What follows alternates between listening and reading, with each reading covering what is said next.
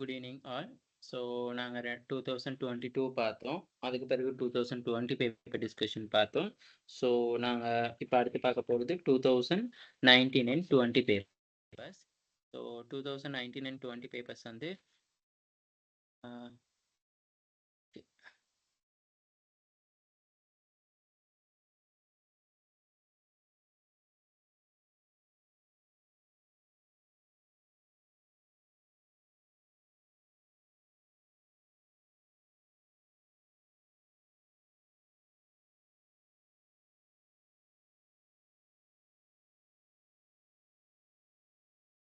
Thousand 19 and 20 discussion. Okay. So 2019 and 20 discussion. Paper வந்து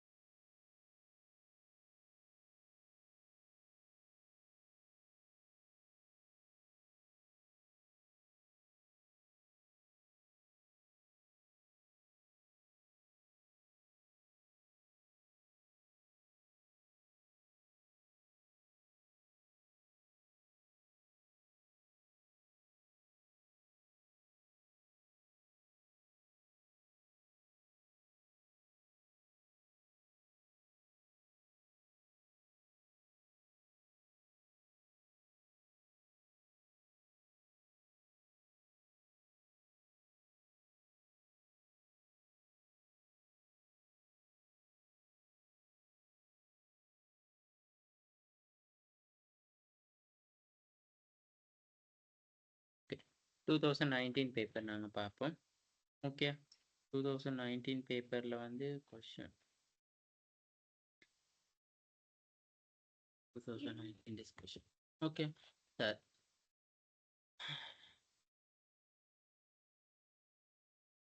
okay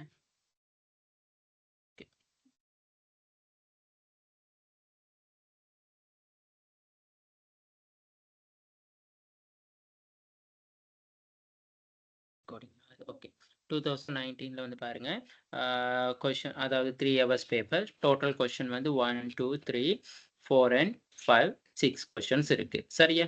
so அப்போ இந்த 6 கொஷனில் வந்து நாங்கள் மேக்ஸிமம் செய்ய வேண்டிய கொஷின்ஸ் வந்து 4 கொஷின் செஞ்சால் ஓகே 25 மார்க்ஸ் படி. ஓகே, ஸோ அப்போ முதலாவது பாருங்க, final year undergraduated lives in Nugegoda. அப்போ மகேஷ் வந்து நுகேகுடையில் வந்து வசிக்கிறவங்க, final year undergraduation student.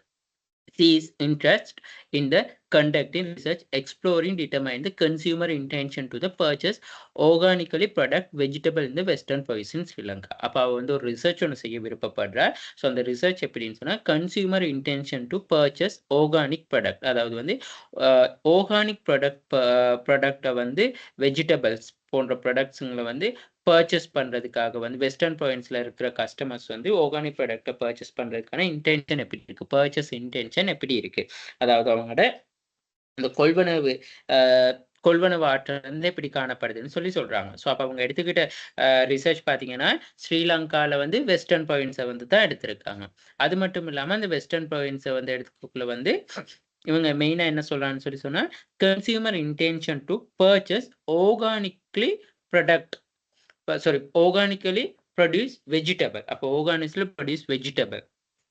அப்போ இங்கே வந்து அடுத்தது C selected 20 household nearby the as they would be consider when the purchasing vegetable. அப்போ அவங்க என்ன 20 பேர் வந்து ஹவுஸ் ஹோல்ட், அதாவது குடும்ப பெண்கள் அப்படி இல்லாட்டி குடும்ப உறுப்பினர் 20 பேரை தெரிவு செஞ்சிருக்கிறாங்க.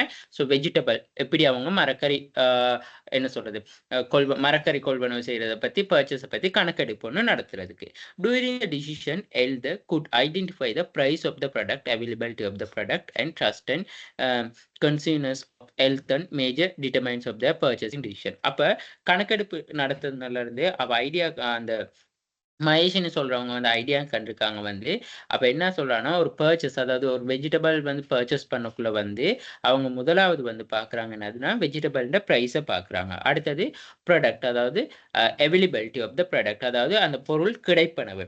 அடுத்தது ட்ரஸ்ட், அந்த பொருள் அதாவது அந்த பொருள் உற்பத்தியின் மீது நம்பிக்கை. அடுத்தது வந்து கன்சியூமர்ஸ்னு சொல்கிறது. கன்சியூனர்ஸ்னு சொல்லும் பொழுது வந்து ஆரோக்கியமான கன்சியூனர்ஸ் ஆஃப் த ஹெல்த்னா ஆரோக்கியமான உணவு அப்படின்னா ஹெல்தியான உணவுன்னு சொல்லி நாங்கள் அதை சொல்லலாம். ஸோ இந்த 4 விஷயத்தையும் வந்து தான் அவங்க பர்ச்சேஸ் இந்த வெஜிடபிள் வந்து பர்ச்சேஸ் பண்ணக்குள்ள வந்து கன்சிடர் செய்யக்கூடிய காரியங்கள் ஃபேக்டர்ஸ்னு சொல்லி ஞாபகம் வச்சுக்கொள்ளுங்க. Okay, so then she good find the literature supporting the above variables and determine the consumer intention of purchase organical product on produce and product.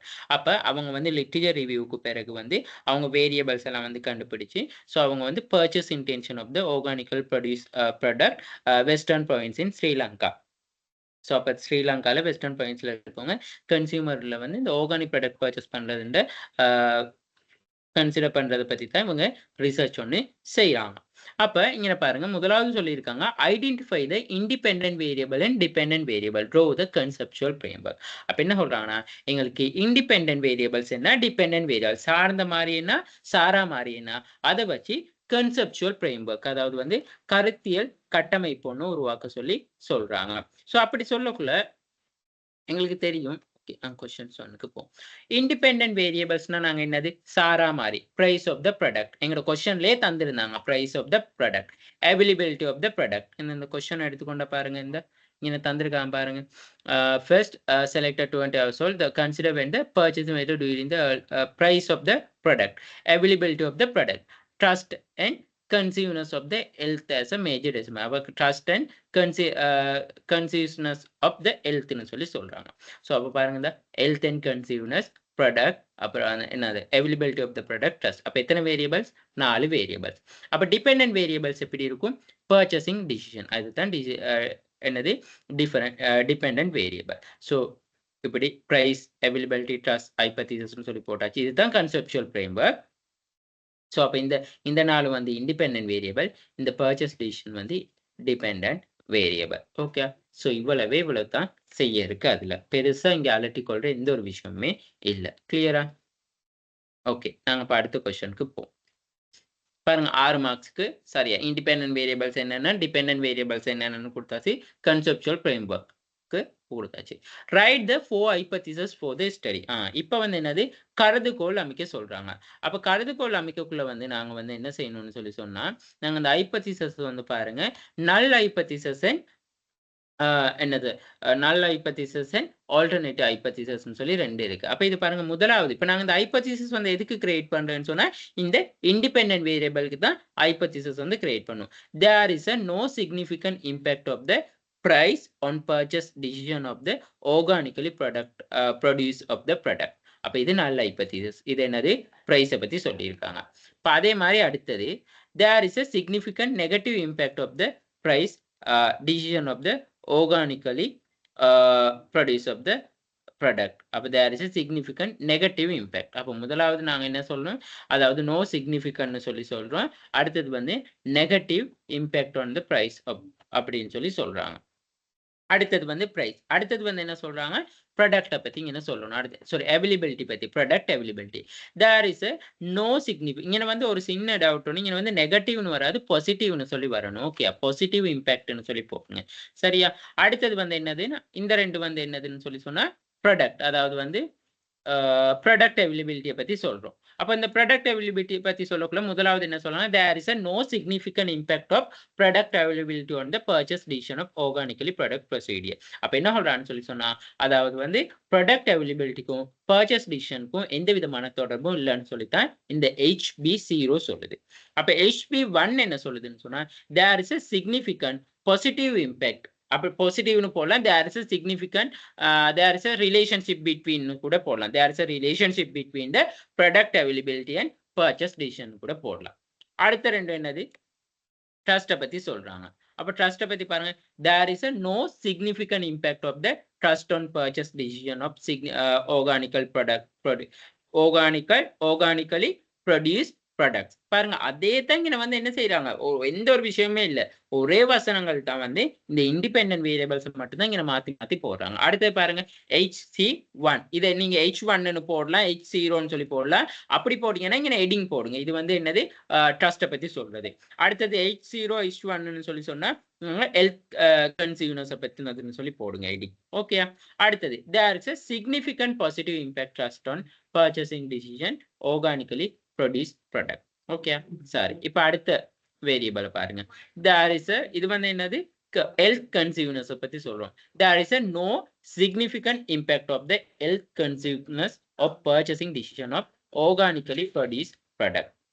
அடுத்தது H1 என்ன சொல்லுதுன்னா there is a significant positive impact of the health consumers on purchasing decision of the organically produced product. அப்போ பாருங்க, இங்கே தந்திருக்க நாங்கள் இந்த conceptual ஃப்ரேம்வொர்க்கில் தந்திருக்க 4 வேரியபிளுக்கு வந்து நாங்கள் முதலாவது H0வில் வந்து எழுதுவோம் நோ ரிலேஷன்ஷிப், அப்படி இல்லாட்டி நோ சிக்னிஃபிகன்ட்னு சொல்லி சொல்லுவோம், அப்படி இல்லாட்டி நெகட்டிவ் ரிலேஷன்ஷிப்னு சொல்லி சொல்லுவோம்.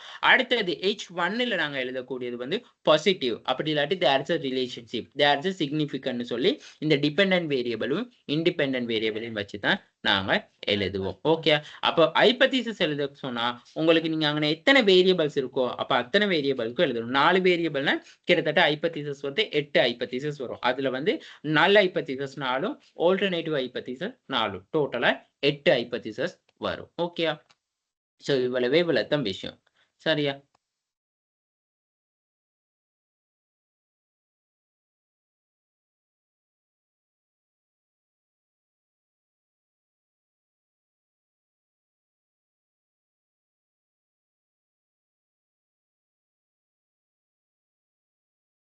அடுத்தது formulating research problem can be considered as a foundation for the entire research process. Do you agree with the statement of explanation?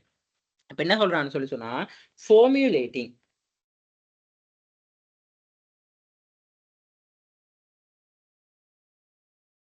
அதாவது வந்து இந்த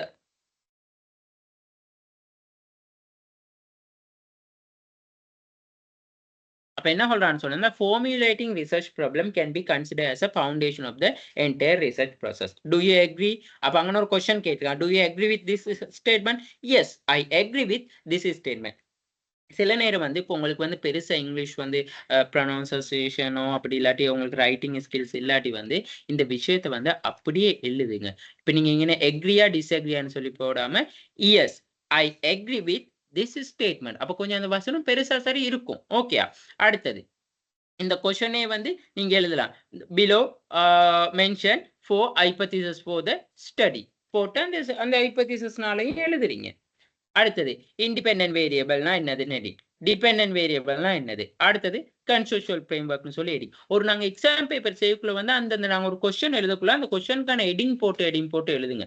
ஸோ எவ்வளவுக்கு கொஸ்டின் பேப்பர் வந்து நீங்க அட்ராக்டிவா கொடுக்குறீங்களோ ஆன்சர், அப்படி இல்லாட்டி அந்த அட்ராக்டிவா நீங்க எழுதுறீங்களோ அதுக்கு கூட வந்து உங்களுக்கு மார்க்ஸ் இருக்கு. ஓகே, அப்ப பாருங்க இங்க கொடுத்திருக்காங்க ஒரு ரிசர்ச் ப்ராப்ளம் வந்து ஒரு ரிசர்ச்க்கான என்டையர் ரிசர்ச்க்கான ஒரு அடிப்படை ஃபார்முலேட்டிங்னு சொன்னா ஒரு பேசிக் ஒரு உருவாக்கம் ஃபார்முலேட்டிங். அப்ப இது எக்ரி ஆகுறீங்களா? S agri. அப்ப அந்த ஸ்டேட்மெண்ட் வந்து எக்ஸ்பிளைன் பண்ண சொல்றாங்க. அப்ப பாருங்க, அப்ப நாங்க என்ன சொல்லணும், importance of the research problem statement. அப்ப இந்த ஆராய்ச்சி சிக்கல் அறிக்கை வந்து ஒரு ஆய்வுண்ட மிகவும் முக்கியத்துவத்தை வந்து தீர்மானிக்குது. அதாவது வந்து நாங்க அந்த சிக்கலை அதாவது வந்து நாங்க அந்த ப்ராப்ளத்தை ஐடென்டிஃபை பண்ணி கொண்டு தான் நாங்க என்ன செய்வோம்னு சொல்லி சொன்னா ரிசர்ச்சை வந்து நாங்க கொண்டு செல்வோம். ப்ராப்ளத்தை ஐடென்டிஃபை பண்ண பிறகு தான் என்ன செய்வோம்னு சொல்லி சொன்னா ரிசர்ச்சை வந்து கொண்டு செல்வோம். அப்ப இந்த ப்ராப்ளம் ஸ்டேட்மெண்ட்னு சொல்லி சொல்லக்குள்ள வந்து மிகவும் அதாவது வந்து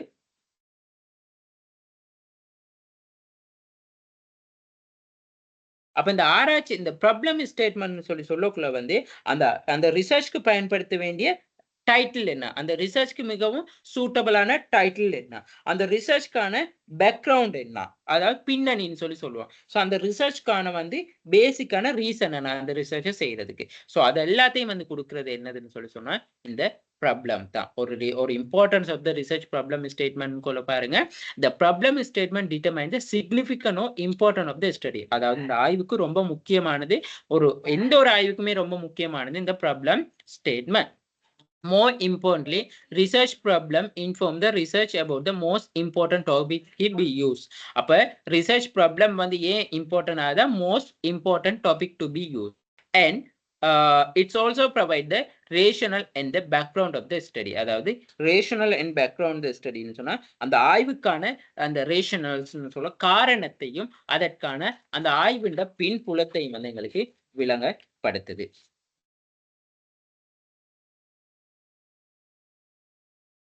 ஏமா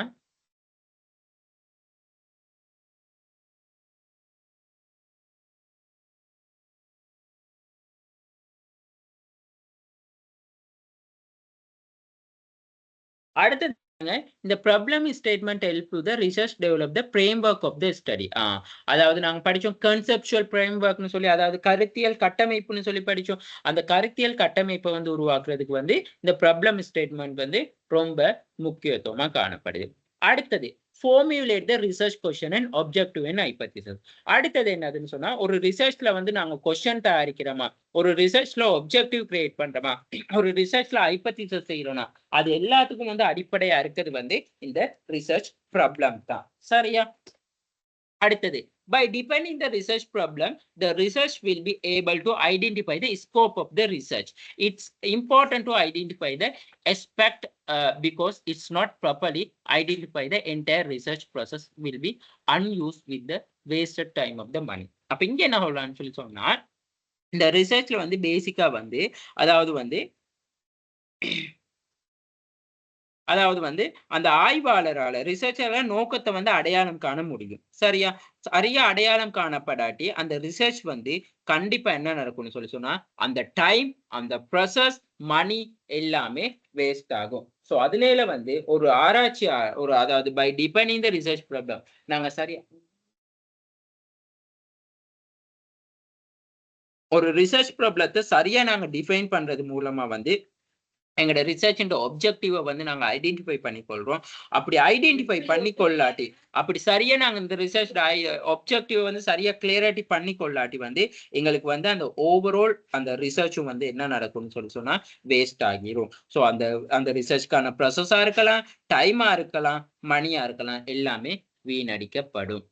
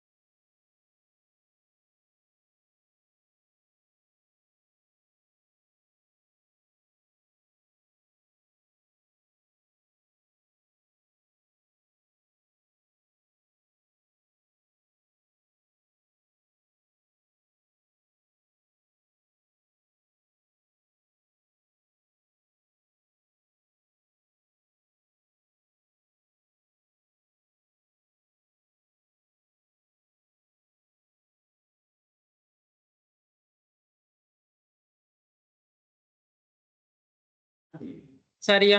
ஸோ அப்ப அடுத்தது வந்து நாங்க என்ன அடுத்தது பை டிஃபைனிங் அடுத்தது வந்து research as a limited time and okay என்ன சொல்றது time and founding. Therefore, a research need to be the plan with the scope to make sure that intend research outcome objective.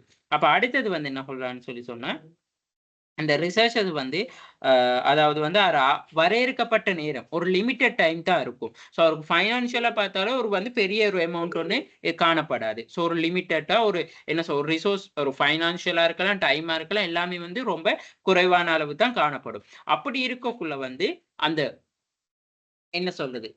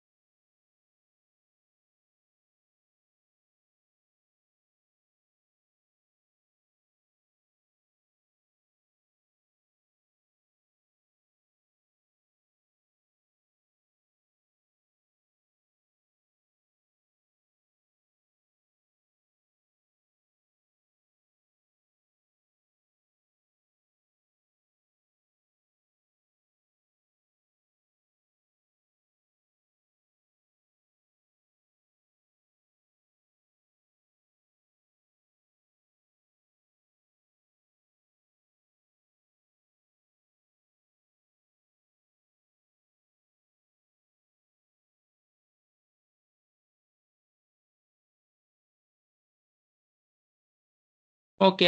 So அப்ப அடுத்தது என்ன சொல்லியிருக்கான்னு சொன்னா researcher வந்து as a limited time and funding அதாவது வந்து அவர்கிட்ட குறைந்த அளவு மூலதனம் மட்டும் குறைந்த அளவான டைம் பீரியட் தான் இருக்கு.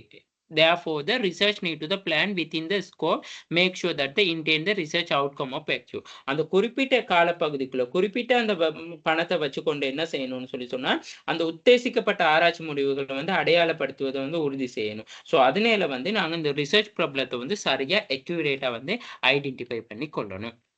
அடுத்தது பாருங்க without research problem identify the background literature the research will not be able to proceed with the comprehensive literature review.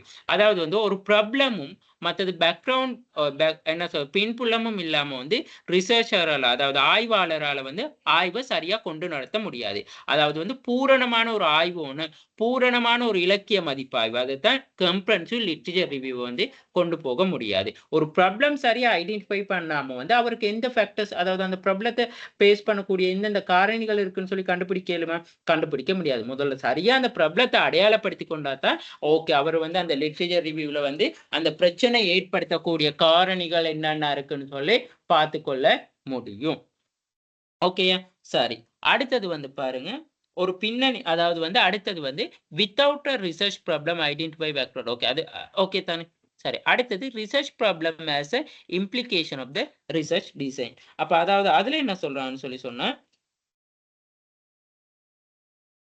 இந்த நாங்க ஒரு ப்ராப்ளத்தை வந்து பேஸ் பண்ணி தான் வந்து அந்த ரிசர்ச் டிசைன்ஸ், அதாவது வந்து நாங்க குவான்டிடேட்டிவ் ரிசர்ச்சா செய்யணும், குவாலிட்டேட்டிவா செய்யணும், பாசிட்டிவிசமா, இதுக்கு கொஸ்டினர் எப்படி, சர்வே மெத்தட்லயா, அடுத்தது க்ராஸ் செக்ஷனலா, லாங்கிடியூடினலா, என்ன என்ன சொல்றது, மிக்ஸ் மெத்தட் செய்யணுமா, நானோ மெத்தட்ல செய்யணுமா, அப்படி எல்லாத்துக்குமே வந்து இந்த ரிசர்ச் டிசைன் பேஸ் பண்ணி இருக்கிறதே வந்து இந்த ரிசர்ச் ப்ராப்ளத்தை அடிப்படையா வச்சுதான். அடுத்தது, without research problem identify background literature, research will not able to proceed comprehensive. The keyword literature search are drawn from the research problem statement specific question. அடுத்தது என்ன சொல்றான்னு சொல்லி சொன்னா, இந்த ரிசர்ச், அதாவது வந்து இந்த ரிசர்ச்ல வந்து லிட்ரேச்சர் ரிவ்யூ பேஸ் பண்ணி தான் நாங்க என்ன செய்யறோம்னு சொல்லி சொன்னா, அந்த ரிசர்ச் கொஸ்டின் வந்து கிரியேட் பண்றோம். ஸோ இதுதான் வந்து நார்மலா பேசிக்கான சொல்ற விஷயங்கள். Okay. So importance of the research problem ஸ்டேட்மெண்ட்னு சொல்லி சொன்னா இந்த விஷயங்களை கண்டிப்பா வந்து நீங்க கொடுக்கணும். சரியா? அடுத்தது வந்து it direct the researcher to identify the research philosophy. இப்ப நான் இங்க சொன்னேன் தானே, இந்த ரிசர்ச் டிசைன்ல என்ன வகையான ஆராய்ச்சி தத்துவம், அனலைஸ் மெத்தட், எப்படி நாங்க ரிசர்ச் அனலைஸ் பண்ணணும். ஸோ ஐடென்டிஃபிகேஷன் கன்ஸ்ட்ரக்சுவல் வேரியபிள், அதாவது என்னென்ன வேரியபிள்ஸை நாங்க யூஸ் பண்ணணும். இன்ஸ்ட்ருமெண்டல் ஐட்டம்ஸ் இந்த ஒப்பரேஷனலைசேஷன் ஆஃப் த ஸ்டடி, அதாவது இந்த ஒப்பரேஷனல் சம் டேபிள்ஸ்னு சொல்லி சொல்றது வந்து அது உங்களுக்கு இப்போ வந்து ஒப்பரேஷனல் சம் டேபிள்னு சொல்லி சொன்னா ஜஸ்ட் ஒரு ஐடியா வச்சுக்கொள்ளுங்க. ஓகே. ஒப்பரேஷனல் சம் சொல்லி உங்களுக்கு நாங்க சொல்லி கொடுத்திருப்பனா இருக்கும். ஒருக்கா பார்ப்போம் உங்களோட சப்ஜெக்ட்ல இருக்கான்னு சொல்லி.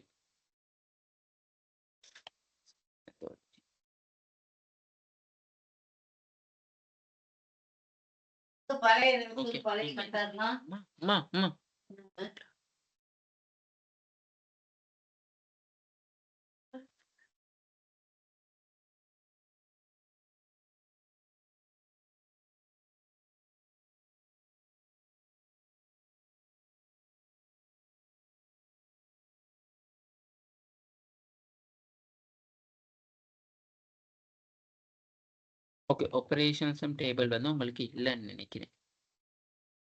ஸோ பெருசா ஆப்பரேஷனல் சம் டேபிள் இல்ல. ஜஸ்ட் நீங்க ஒரு ஐடியா வச்சுக்கோங்க. இந்த ஆப்பரேஷனல் சம் டேபிள்னு சொல்லி சொன்னா, இந்த கன்செப்சுவல் ஃப்ரேம் ஒர்க் மாரியே தான். அதாவது வந்து நாங்க அந்த ஆப்பரேஷனல் சம் டேபிள்ல வந்து நாங்க மென்ஷன் பண்ணுவோம். அந்த லிட்ரேச்சர் ரிவ்யூல கண்ட வேரியபிள்ஸ் எல்லாம் இருக்கு தெரியுமா? அந்த வேரியபிள்ஸ் எல்லாம் போட்டு, ஓகே, நான் அதுக்கு எக்ஸாம்பிளோட காட்டுவேன்.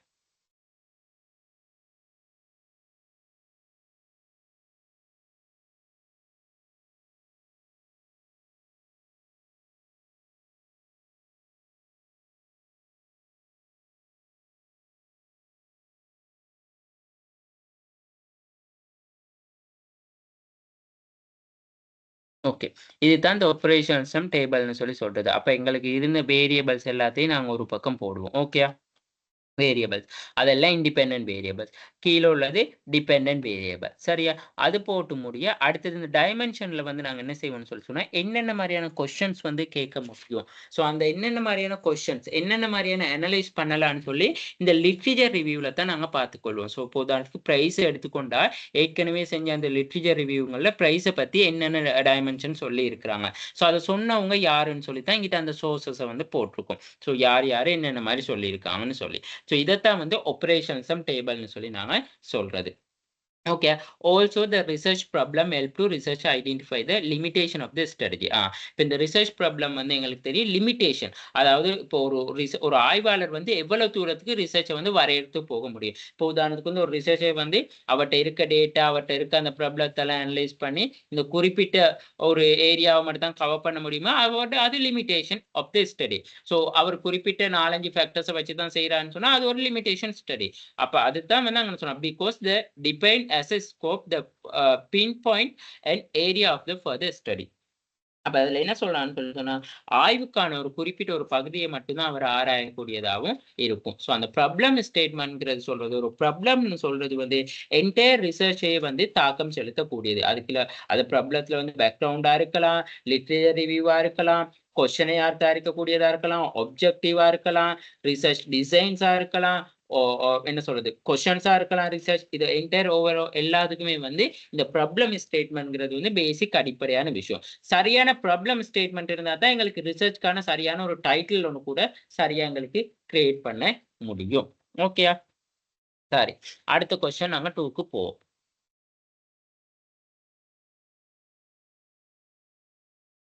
ஸோ கொஸ்டின் 2ல வந்து பாருங்க, mister Dinapal is human resource manager வந்து கார்மெண்ட் ஃபேக்டரி. கார்மெண்ட் ஃபேக்டரி ஒன்ல தினபாலன் சொல்ற ஒரு முகாமையாளரா இருக்காரு மனித வளத்துல.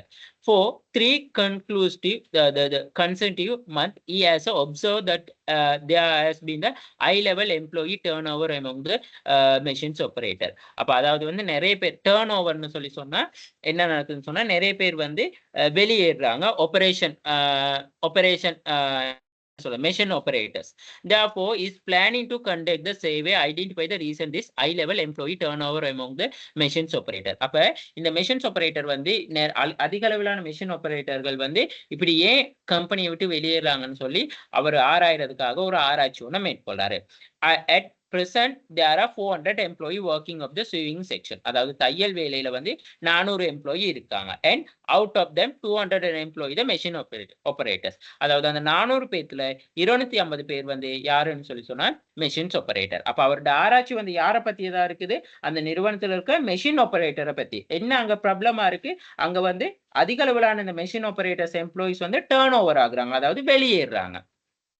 He has a decide use the simple random sampling. அப்ப அதாவது வந்து நாங்க இந்த sampling method நிறைய படிச்சிருக்கோம். அதுல வந்து simple random sampling. Okay okay பாருங்க, இந்த சிம்பிள் ரேண்டம் சாம்பிளிங் எதுக்குள்ள வருது? ப்ரோபபிலிட்டிக்குள்ள வருது. ஸோ உங்களுக்கு சரியா இப்போ இங்க சிம்பிள் ரேண்டம்னு சொன்னோடனே வந்து நீங்க ஹைலைட் பண்ணிடணும் என்னது? ஓகே, இது வந்து ப்ரோபபிலிட்டி கீழே வருதுன்னு சொல்லி ஹைலைட் பண்ணிடணும். ஓகேயா? So designed to choose the respondent of the sample. So the random sampling designed to choose a respondent of the sample. அப்ப பாருங்க, இந்த simple random sampling இங்க என்ன சொல்லிருக்காங்க? At the name suggests a completely random method selecting sample. This sampling method to easy to assigning number of the individuals.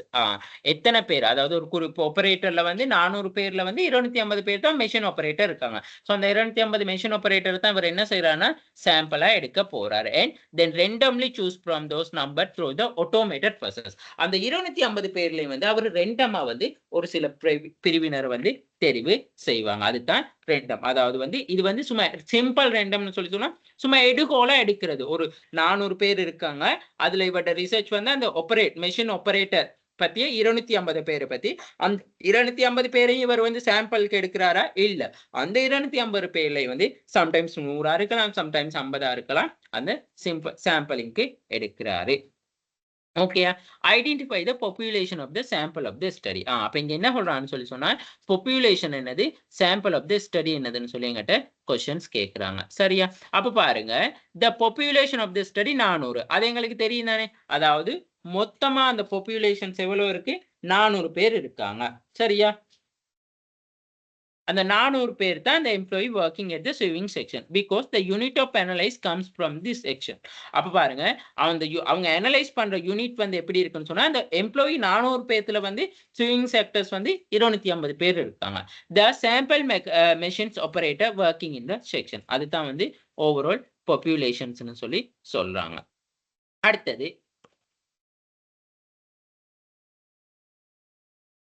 Okay, சரியா? அப்ப இங்க வந்து identify the population of the sample of the study. அப்ப இந்த ஸ்டடியில வந்து populations எவ்வளவுன்னு சொன்னா 400 பேர் தான் employee the sewing section, because unit of the analyse come from the section. அதாவது வந்து அந்த 400 பேருக்குள்ள 250 பேர் ஆபரேட்டர்ஸ் தான் வந்து என்ன செய்யறாங்க, மெஷின் ஆபரேட்டரா இருக்காங்க. அப்போ ஓவரால் பாப்புலேஷன் வந்து அங்க எவ்வளவு?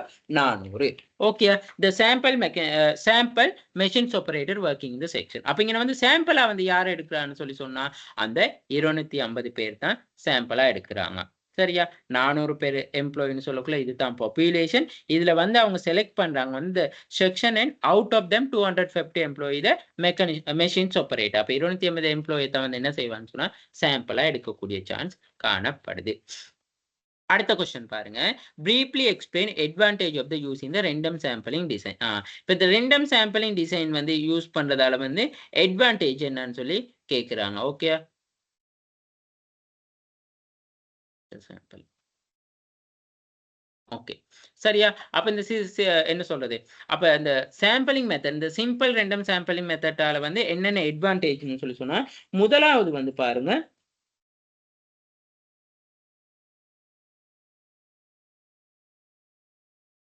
அப்ப இதுல முதலாவது வந்து நாங்க இந்த சிம்பிள் ரேண்டம் சாம்பிளிங் எடுக்க the researcher is planning conduct the research to identify the reason for the high level employee turnover, factors of affecting employee turnover among the machines operator of the company. அப்ப simple random சாம்பிளிங்ல வந்து அவங்க முதலாவது தெரிவு செய்யறாங்க எப்படி அந்த overall employee turn ஓவர்ல இருந்து மெஷின்ஸ் ஆபரேட்டரை தான் வந்து சிம்பிள் ரேண்டம் சாம்பிளிங் எடுக்கிறாங்க.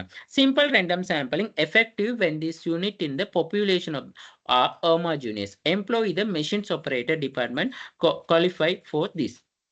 இப்போ என்ன சொல்றான்னு சொல்லி சொன்னா இங்க வந்து இந்த அதாவது நாங்க இந்த சிம்பிள் ரேண்டம் சாம்பிள்னா எளிய சீரற்ற மாதிரின்னு சொல்லி சொல்றோம். அதாவது மக்கள் தொகை வந்து ஒரே மாதிரி 400 பேர் இருக்கு. ஸோ அந்த 400 பேர்ல வந்து இதுக்கு வந்து 250 பேர் தான் வந்து என்ன செய்யறான்னு சொல்லி சொன்னா இந்த ஆராய்ச்சிக்கு வந்து சாம்பிளுக்கு வந்து தகுதி பெறுறாங்க, qualify for this.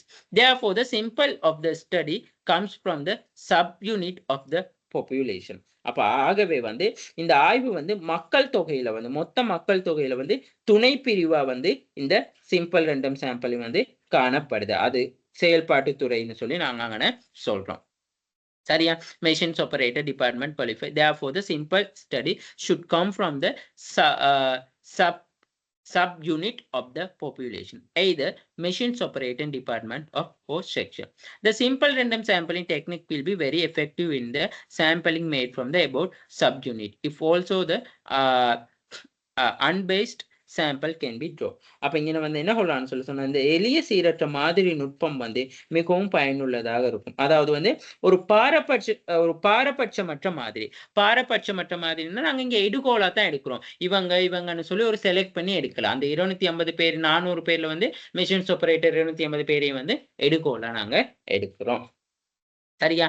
அடுத்தது sample frame as know the simple random sampling method can be effective use. அப்ப அதாவது வந்து இந்த சிம்பிள் ரேண்டம் சாம்பிளை வந்து எங்களுக்கு என்ன சார் திறம்பட பயன்படுத்தவும் முடியும்னு சொல்லி சொல்றாங்க effective use. Since the sample unit consider the larger than the CLT, அதாவது cut off sampling size, sample will be more representative of the population than that other probability sampling method.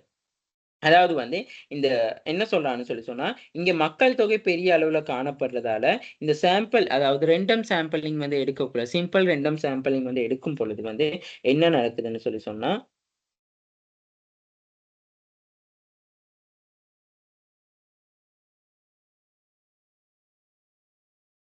அந்த simple random sampling வந்து ஓவராலா இருக்கிற பாப்புலேஷனை வந்து எங்களுக்கு identify பண்ணுது. அப்ப நாங்க அந்த ஏன் நாங்க அந்த பாப்புலேஷன்ல சாம்பிள் எடுத்தோம்னா நாங்க அதுல என்ன அர்த்தம்னு சொன்னா அந்த நாங்க எடுக்கிற அந்த சாம்பிள் வந்து ஓவரால் பாப்புலேஷனை வந்து கவர் ஆகக்கூடிய மாதிரி தான் ரிசர்ச் இருக்குதுன்னு சொல்லி நாங்க சொல்றோம். Okay. The random sampling method of research carry out the case of effective such as a granular casualty and significant test of impacting rather than reason. I would you call them factors affecting labor turnover, variables in labor turnover such as regression ANOVA, because sampling error can be computed on the sample selected under the method. It's allowed to the estimate of efficiency of the estimate by considering the standard of the errors of sampling distribution. Okay. இதுல என்ன சொல்றாங்கன்னு சொல்லி சொன்னா அதாவது வந்து நாங்க இந்த தொழிலாளர் வந்து மாறுபாடு அதாவது வந்து தொழிலாளர் நிறுவனத்தை விட்டு வெளியேறதுக்கான தாக்கத்தை வந்து தான் நாங்க இந்த ஆய்வுல வந்து பார்க்கிறோம். சோ இந்த தொழிலாளர் வந்து வெளியேறும் பொழுது வந்து உண்மையாலுமே வந்து எந்தெந்த இந்த தொழிலாளர் வெளியேறதுக்கான காரணிகள் என்னன்னு சொல்லி எங்களுக்கு பார்த்து கொள்ளணும். சோ அப்படி பார்க்கும் பொழுது வந்து நாங்க இதுல வந்து என்ன செய்யறதுன்னு சொல்லி சொன்னா நாங்க இப்ப இந்த சிம்பிள் ரேண்டம் சாம்பிளிங் மூலமா வந்து எங்களுக்கு சரியான முறையில வந்து எங்களுக்கு அந்த என்ன சொல்றேன்னா இந்த சாம்பிளிங் எரர்ஸை வந்து எங்களால கணக்கிட்டு கொள்ள முடியும்னு சொல்லி சொல்றாங்க. அந்த அண்டர்லைன் பண்ணியிருக்க விஷயங்களை மட்டும் பாருங்க. சரியா? அதாவது கணிசமாக பெருசு அதாவது case of effectors at Granger causality and significant variable in labour turn over. அதாவது வந்து இங்க சொல்லலாம் வந்து என்னதுன்னா தொழிலாளர் வரவு வந்து பாதிக்குது, லேபர் டர்ன் ஓவர் வந்து பாதிக்குது. ஸோ அதனால வந்து நாங்கள் இந்த சிம்பிள் ரேண்டம் சாம்பிளிங் ஓவராலா முழு மக்கள் சனத்தொகையும் கருத்தில் கொண்டு எடுக்கிற நிலை ஈஸியா இருக்கும்னு சொல்லி சொல்றோம். Okay.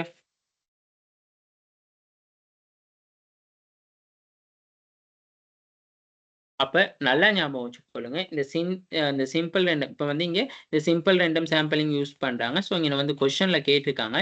Briefly explain the advantage of using simple random sampling design. அப்ப நாங்க சிம்பிள் ரேண்டம் சாம்பிளிங் டிசைன்ட்ட வந்து அட்வான்டேஜ்கள வந்து இங்க நாங்க குடுத்து கொண்டு வந்தோம்னா ஓகே. சரியா? சரி.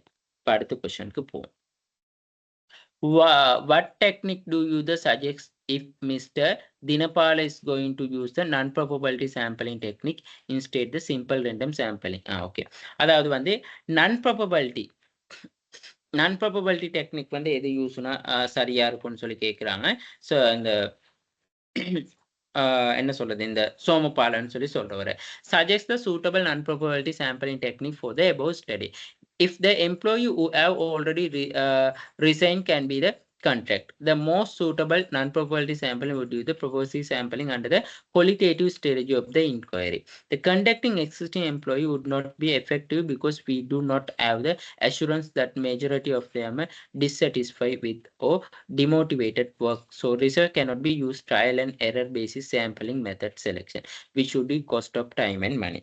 அப்ப அதாவது வந்து இங்க ஏற்கனவே வந்து ராஜினாமா செஞ்ச ஊழியர்கள் வந்து தொடர்பு கொள்ள முடியுமானால் வந்து இங்க வந்து மெயினா வந்து நாங்க வந்து அதாவது நான் ப்ராபபிலிட்டி சாம்பிளிங்கை வந்து யூஸ் பண்றது மூலமா வந்து நாங்க ஊழியர்களை வந்து தொடர்பு கொள்றது வந்து பயனுள்ளதா இருக்காது. காரணம் என்னது? ஊழியர் வந்து டேர்ன் ஓவர் ஆகி போயிட்டாங்க. ஸோ அப்படி இருக்கிற சந்தர்ப்பத்துல வந்து பெரும்பாலானோர் வந்து வேலையில திருப்தி இல்லை, அப்படி இல்லாட்டி பணி நீக்கம் வந்து செய்யப்பட்டிருப்பாங்க. ஸோ இப்படி இருக்கும் பொழுது வந்து ஆய்வாளர்கள் வந்து இந்த சோதனை மற்றும் பிழையான அடிப்படையில மாதிரி தேர்வை வந்து பயன்படுத்த முடியாது. சரியா? ஸோ இப்படி நாங்க பிழையான மெத்தட்ல வந்து ஒரு மாடல் சாம்பிளிங் மெத்தடை வந்து யூஸ் பண்றதால வந்து எங்களுக்கு என்ன நடக்கும்னு சொல்லி சொன்னா, அதாவது வந்து அதிக அளவான டைம் வீணா போகும். அது மட்டும் இல்லாம காஸ்ட்டும் கூடுதலே ஆகும். ஸோ அதனால தான் வந்து the most representative sample should be included who are already left the company due to various reason. அப்ப நாங்க வந்து இந்த நிறுவனத்தை விட்டு வெளியேறவர்கள்ட்ட வந்து அவங்க என்ன காரணத்துக்காக, பல்வேறு காரணங்களுக்காக நிறுவனத்தை விட்டு வெளியேறி இருப்பாங்க. ஸோ அப்ப நிறுவனத்தில் இருக்கிற ஊழியர்கள்ட்ட வந்து பதிவேட்டிலிருந்து நாங்க பெற்றுக்கொள்ளலாம். இப்ப இந்த முறையை பின்பற்றுவதன் மூலமா வந்து ஆராய்ச்சியாளர்கள் வந்து ஏற்கனவே அந்த என்ன சொல்றது அந்த ஊழியர்கள்ட்ட வந்து அதிக என்ன தகவல்கள் வந்து பெற முடியும்.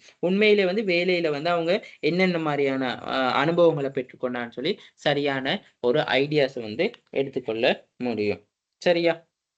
அடுத்தது if the conducting already resign employee not possible, அதாவது ராஜினாமா செஞ்ச ஊழியர்களை வந்து தொடர்பு கொள்ள முடியாட்டி வந்து நாங்க என்ன செய்யணும்னு சொல்லி சொன்னா அதாவது வந்து நாங்க சொல்லியிருக்கோம் ஸ்னோபால் சாம்பிளிங்கும் ரெஃபரல் சாம்பிளிங்கும் வந்து எங்களுக்கு வந்து இங்கே யூஸ் பண்ண முடியும்னு சொல்லி சொல்றாங்க. அதாவது வந்து இந்த ஸ்னோபால் அண்ட் அப்ரோப்ரியேட்டட் சாம்பிளிங் மெத்தட்னு சொல்லி சொல்லும் பொழுது வந்து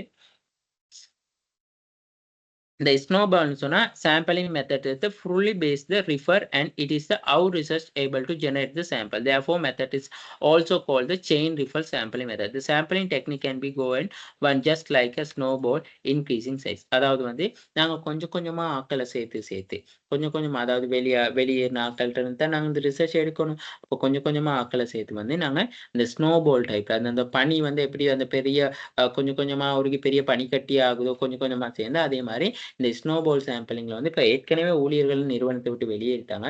நாங்க ஆக்களை கொஞ்சம் கொஞ்சமா பிடிச்சி வந்து பெரிய ஒரு பவுண்டனை கிரியேட் பண்ணி அதாவது பெரிய ஒரு கூட்டத்தை உருவாக்கி ஸோ அவங்ககிட்ட இருந்து ரிசர்ச்சை வந்து நாங்க கண்டென்ட் பண்ணி கொண்டு போக முடியும். ஓகே, அடுத்தது வந்து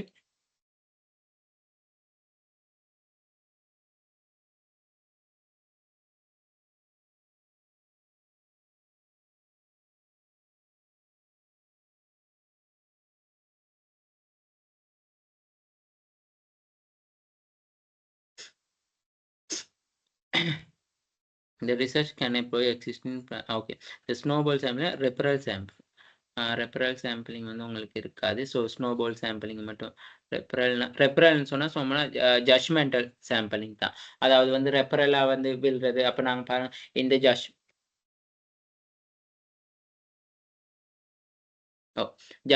தான் வந்து ரெஃபரல் சாம்பிளிங்னு சொல்லி சொல்லுவோம். The judgmental sampling called the prospective sampling. The sample member can choose only based the research knowledge and judgment. அப்போ knowledge அந்த ரிசர்ச் அந்த ஆய்வாளர் அறிவு மற்றும் அவரோட என்ன சொல்றது ஜட்ஜ்மெண்ட் அவர்ட்ட அந்த நோ நோ என்ன சொல்றது ஒப்சர்வேஷன் மூலமா வந்து அவர் வந்து என்ன செய்யறாருன்னு சொல்லி சொன்னா அப்ப அந்த சந்தையில வந்து வெளியேறவங்க அதாவது அந்த நிறுவனத்தை விட்டு வெளியேறினவங்க வந்து சரியா அடையாளம் கண்டு அந்த வெளியேறதுக்கான காரணம் என்ன அதுக்கான பிரச்சனை என்னன்னு சொல்லி தீர்வு காண முடியும்னு சொல்லி சொல்றாங்க. அப்ப இந்த ஜட்ஜ்மெண்டல் சாம்பிளிங்கும் அண்ட் ஸ்னோபால் சாம்பிளிங்கையும் தான் வந்து இந்த மெத்தடா வந்து யூஸ் பண்ண முடியும். சரியா? சரி. இங்க இன்னொரு விஷயம் என்ன சொல்றாங்கன்னு சொல்லி சொன்னா அப்ப இந்த snowball sampling and referral sampling if the risk can be approached existing those who அதாவது possible to reason leaving the company. Okay, so அதை தெரிஞ்சுக்கொள்ள முடியும்.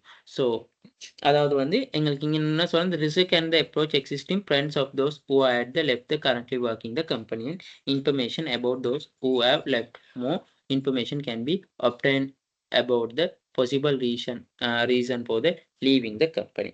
அப்ப இங்க வந்து என்ன செய்யறான்னு சொல்லி சொன்னா அந்த வெளியேறிய பற்றி தகவல்களை வந்து நிறுவனத்தை விட்டு வெளியேறதுக்கான சாத்தியமான காரணங்களை பற்றி கூடுதலான தகவல்களை இந்த மெத்தட் மூலம் பெற்றுக்கொள்ள முடியும். ஓகே, ஸோ உங்களுக்கு கொஸ்டின்களை பார்த்து கொண்டா தெரியும். ஸோ எல்லா கொஸ்டின்ஸ்லயும் வந்து கண்டிப்பா வந்து ஒப்ஜெக்டிவ் கேட்குறாங்க. ரிசர்ச் ஒன்று எடுத்துக்கொண்டா ஏதோ ஒரு இந்த மாதிரி ஒரு சின்ன ஒரு பந்தி ஒன்று கொடுத்து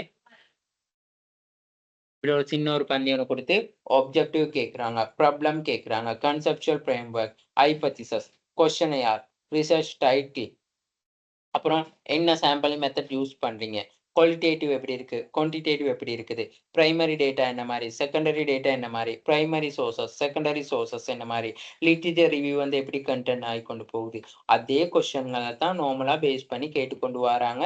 சின்ன சின்ன விஷயங்களா வந்து அதாவது ஒரு கேஸ் ஸ்டடிஸ் மாதிரி தந்து பாருங்க. அப்ப இங்க வந்து இந்த கொஸ்டின்ஸ் ஃபுல்லாவே கவர் பண்ணிட்டோம். அடுத்தது கொஸ்டின் 3. அப்ப இந்த கொஸ்டின் 3 வந்து என்ன சொல்லுதுன்னு சொன்னால் the knowledge of the different scales help to the research at administrative survey by deciding the appropriate questions. அதாவது வந்து ஸ்கேலை பத்தியும் படிச்சிருக்கோம். அப்ப identify and explain the 4 type of measurement of the scales. அதாவது 4 type of measurement of the scales னு சொல்லி சொல்றாங்க. அப்ப மெயினா எங்களுக்கு தெரியும் this is a simple theory question any students can answer by referring the lectural material. அப்ப lectural materialல வந்து அப்ப எங்களுக்கு டைரக்டாவே வந்து இந்த கொஸ்டின் கேட்டிருக்காங்க. சரியா? அப்ப நோமினல் டேட்டான்னு சொல்லி சொன்னா என்னது, அதாவது வந்து இதுல வந்து என்ன சொல்றது பயன்படுத்தப்படுகின்ற ஒரு அளவுகள வகையில் தான் the label item or element of the sample the research record data under the different classes or category without any particular order. அதாவது வந்து ஒரு particular order இல்லாம different class or different category base பண்ணி தான் இந்த nominal data வந்து அந்த questionnaire வந்து தயாரிக்க முடியும். ஸோ இதுல வந்து பொதுவா இந்த nominal data வந்து எதுக்கு யூஸ் ஆகுதுன்னா demography background data. நான் சொன்னேன் ஆனா பெண்ணா வயது மதம் ஏஜ் இன்கம் அதுக்கெல்லாம். சரியா? the nominal scale example include the age gender race etc. the scale need to be the code before the data analyzer carried given the code of number. அப்ப நாங்க கோட் ஒன்று கொடுப்போம் நம்பர் ஒன்று கொடுப்போம். மேல்னா 1 ஃபீமேல்னா 2ன்னு சொல்லி கொடுக்கலாம். அப்படி ஓகே. ஸோ அப்ப பாருங்க இப்ப ஜெண்டருக்கு ஏஜுக்கு வந்து நாங்க 1 to ஓகே 5 வயசுக்கு இடையிலையா 10 வயசுல இருந்து 15 வயசுக்கு இடையிலான்னு சொல்லி. சரியா? அப்ப இந்த நோமினல் டேட்டா வந்து நாங்க நார்மலா யூஸ் பண்றது வந்து என்ன சொல்றதுன்னு சொல்லி சொன்னா இந்த ஏஜ் அதாவது வந்து மெயினா இந்த ஏஜ் ரேஸ் கிரேட் ஜெண்டர் அதுகளுக்கு தான் யூஸ் பண்ணுவோம். ஸோ டெமோகிராஃபியோ பேக்ரவுண்ட் டேட்டா கலெக்ட் பண்ணுறதுக்கு தான் இந்த நோமினல் டேட்டா யூஸ் பண்ணுறது. How often you exercise in a week. அப்போ நாங்கள் ஒரு கொஸ்டின் கேட்குறோம் பாருங்க. இப்போ அதாவது நம்பர் படித்தானே போகணும். So how often do you exercise in the week. அப்போ இந்த ஒரு வீக்கில் வந்து எத்தனை தடவை வந்து நீங்கள் இந்த எக்ஸசைஸ் செய்றீங்க. Once a week, twice a week, thrice a week, more than thrice a week. How often do you exercise in a week. அதாவது ஒரு மாசத்துல இருக்க வீக்ல வந்து எத்தனை வீக் மாதிரி எக்ஸசைஸ் செய்றீங்கன்னு சொல்லி. ஓகே. அடுத்தது வந்து ஆர்டினல் ஸ்கேல். இந்த ஆர்டினல் ஸ்கேல்னு சொல்லி சொன்னா அதாவது வந்து இது வந்து நாங்க வரிசைப்படுத்துறதுன்னு சொல்லி சொல்லுவோம். அதாவது ரேங்கிங் ஆர்டர் ஒன்று கொடுப்போம். அப்ப இந்த ரேங்கிங் ஆர்டர் வந்து கொடுக்கக்குள்ள வந்து அப்ப அதாவது வந்து அந்த எந்த ஸ்கேல் பேஸ் பண்ணி ஸோ எதுக்கு கூடுதலா முக்கியத்துவம் கொடுக்குறாங்க அப்படின்னு சொல்லி பாக்குறது தான் இது. சரியா? இப்போ உதாரணத்துக்கு வந்து பாருங்க the please rank the following factors affecting choice of mode exercise based their relative significance of important. அப்ப பாருங்க இப்ப இங்க சொல்றாங்க வந்து உடற்பயிற்சி முறையை பாதிக்கிற பின்வரும் காரணிகள்ல வந்து முக்கியத்துவம். அப்ப முக்கியத்துவத்தின் அடிப்படையில வந்து வரிசைப்படுத்த சொல்றாங்க. ஸோ இப்படி இருக்கக்குள்ள வந்து நாங்க இங்க ரேங்கிங் அதாவது வந்து செலவு நாங்கள் காஸ்ட் எக்ஸசைசிங் எக்யூப்மெண்ட் செலவு உடற்பயிற்சி குறைஞ்ச உபகரணங்கள். அடுத்தது அப்படி இல்லாட்டி அவைலபிலிட்டி ஆஃப் த எக்யூப்மெண்ட் வந்து இந்த மார்க்கெட், அதாவது சந்தையில் கிடைக்கக்கூடிய மார்க்கெட்டுங்க. அடுத்தது availability of the gym and relative locations, அதாவது வந்து ஜிம் மற்றும் அதாவது எங்கள்கிட்ட கிட்ட இருக்கிற அந்த லொகேஷனுக்குள்ளேயே கிடைக்கக்கூடியதாக இருக்குது. அடுத்தது ஆஃபீஸ் ஒர்க் லோட், அதாவது வந்து அலுவலக பணிச்சுமை காரணமாக வந்து நாங்கள் என்ன செய்கிறோம்னு சொல்லி சொன்னால் the rank of factors affecting you choice the mode exercise based they are relative significant important, அதாவது வந்து உடற்பயிற்சி செய்யறதுக்கான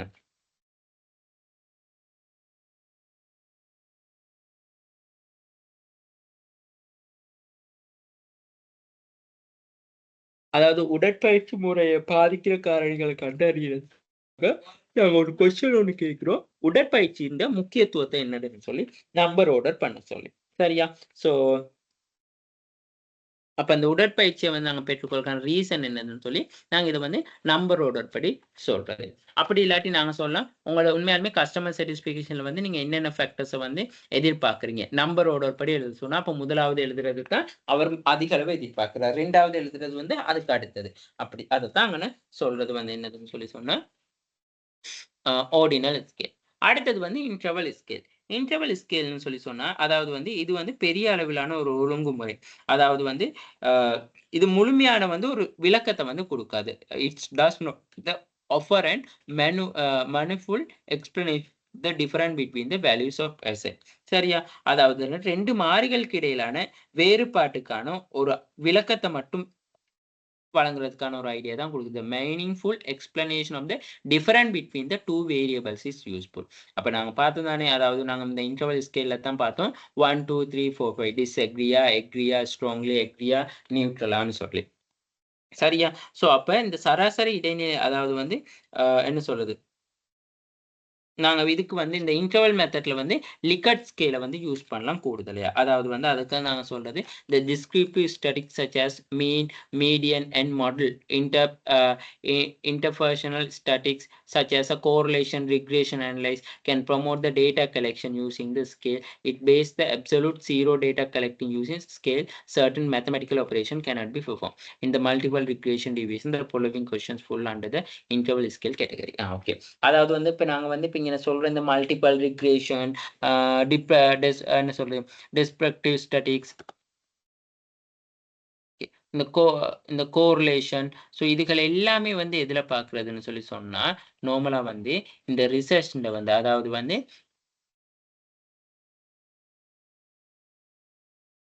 சாப்டர் 4ல தான் வந்து கூடுதலாக வந்து நாங்கள் இதை எதிர்பார்க்க முடியும். சரியா? சாப்டர் 4ல தான் வந்து கூடுதலாக வந்து நாங்கள் இதை எதிர்பார்க்க முடியும். ஸோ அதில் தான் வந்து இந்த இன்டர்வல் மெத்தட்ல இருக்கிற கொஸ்டின்ஸ்ங்க டேட்டா அவங்களை கலெக்ட் பண்ணி வந்து நாங்கள் அந்த SPSSன்னு சொல்லி, அதாவது சிஸ்டம் சாஃப்ட்வேர் ஒன்று இருக்குது, அதுக்கு அப்லோட் பண்ணுறது மூலமாக வந்து நாங்கள் ரிசல்ட்ஸை வந்து பெற்றுக்கொள்ளலாம். ஸோ என்னென்ன மாதிரியான ரிசல்ட்ஸ்ன்னு சொல்லிட்டு. ஓகே, பாருங்க இந்த மல்டிபிள் கோரிலேஷனுக்கெல்லாம் இது எல்லாமே வந்து அந்த ரிசல்ட்ஸ். ஸோ இதெல்லாம் வந்து அந்த SPSS போட்ட டேபிளில் வந்து நாங்கள் கண்ட ரிசல்ட்ஸுங்க தான்.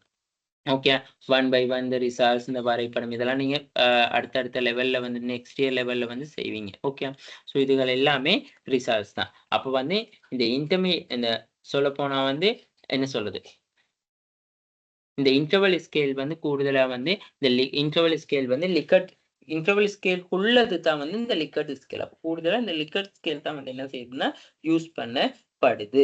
ஓகே, அது 1 2 3 4 5 நம்ம படி டிஸ்அக்ரியா, எக்ரியா, நியூட்ரலா, ஸ்ட்ராங்லி எக்ரியா, ஸ்ட்ராங்லி டிஸ்அக்ரியான்னு சொல்லி மென்ஷன் பண்ணிடலாம். ஓகே, ஸோ இதுதான் வந்து ஸ்கேல் மெத்தடை பற்றி சொல்கிறாங்க. பாருங்கள், உதாரணம் ஒன்று எடுத்திருக்காங்க. The please indicated why want to continue using the mobile connection of ABC company. So பாருங்கள், அப்போ ABC கம்பெனி மொபைல் அந்த படித்த விஷயத்தை தான் வந்தாங்கன்னு சொல்கிறாங்க. ஸோ அப்போ இதுக்கு வந்து 1 2 3 4 5ன்னு சொல்லி நாங்கள் கொஸ்டின்ஸுக்கான ஆன்சர் தான் போட இருக்கு. அடுத்தது ரேஷியோ ஸ்கேல்ஸ். அதாவது வந்து ரேஷியோ ஸ்கேல்ஸ்ன்னு வந்து சொல்லிக்கொள்ள வந்து இது இந்த classify or identify the object rank order compare to the interval or difference. அப்போ அதாவது வந்து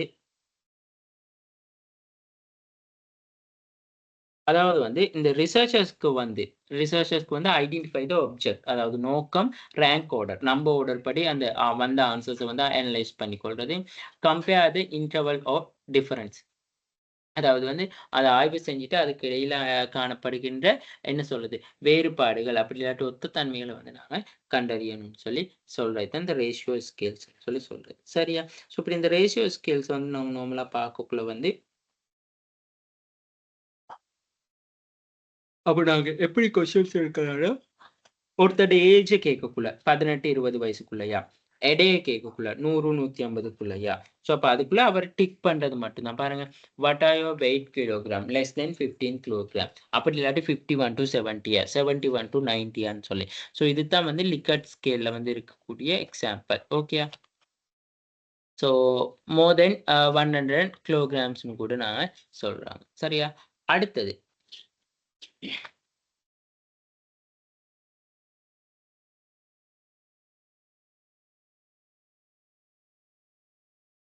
ஓகே இது தேவைப்படாது உங்களுக்கு. இதுகள் மட்டும் படிச்சா காணும். ஓகே. அடுத்தது கொஸ்டின் 4. Question 4 என்ன சொன்னா there are two sources of the primary sources and secondary sources of the literature. Primary sources of literature provide the first hand information that is the closed to the objective of the study. Example. இப்போ என்ன சொல்றேன் so நான் இந்த questions தான் வாசிக்கிறேன் sorry ஆன்சரை தான் வாசிக்கிறேன். Questions what are the two sources can be the use the searching existing literature briefly explain with the example. அப்ப அதாவது வந்து என்னது சந்தைப்படுத்தலுக்கான ஆய்வு மூலாதாரங்கள் என்னென்ன சோர்சஸ்ன்னு சொல்லி சொன்னா மூலாதாரங்கள் சொல்லி நாங்க சொல்லுவோம். ஓகே.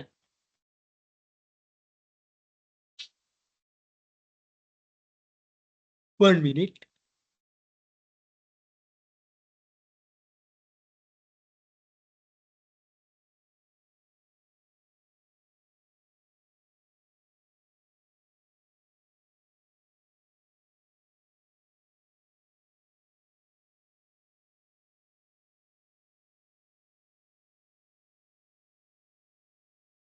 ஓகே.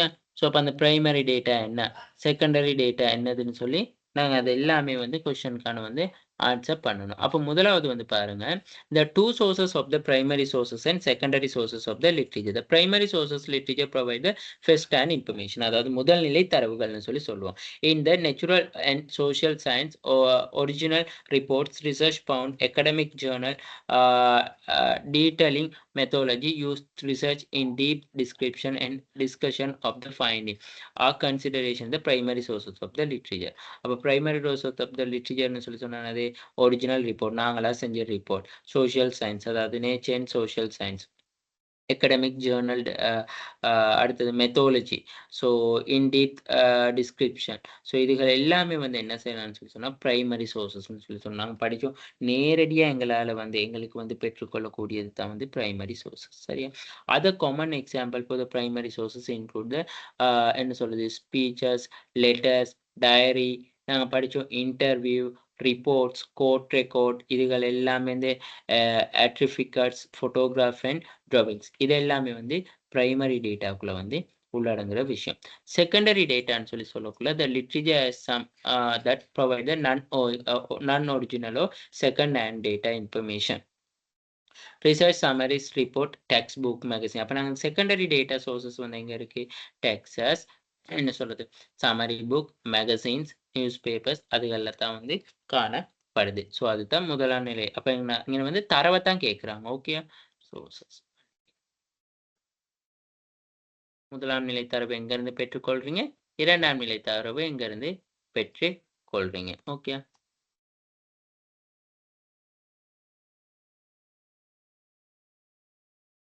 ஓகே பாருங்க பிரைமரி டேட்டா சோர்ஸ்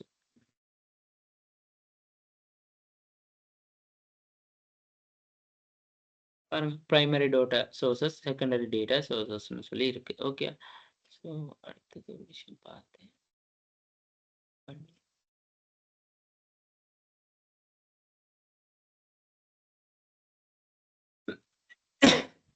ஓகே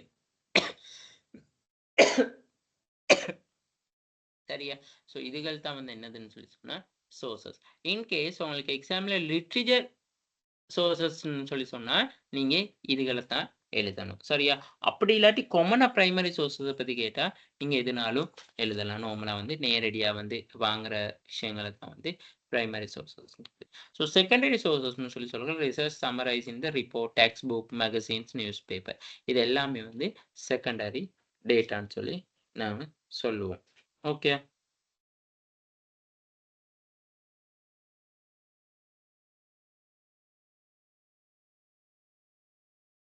ஆமா, இந்தாங்க மண்.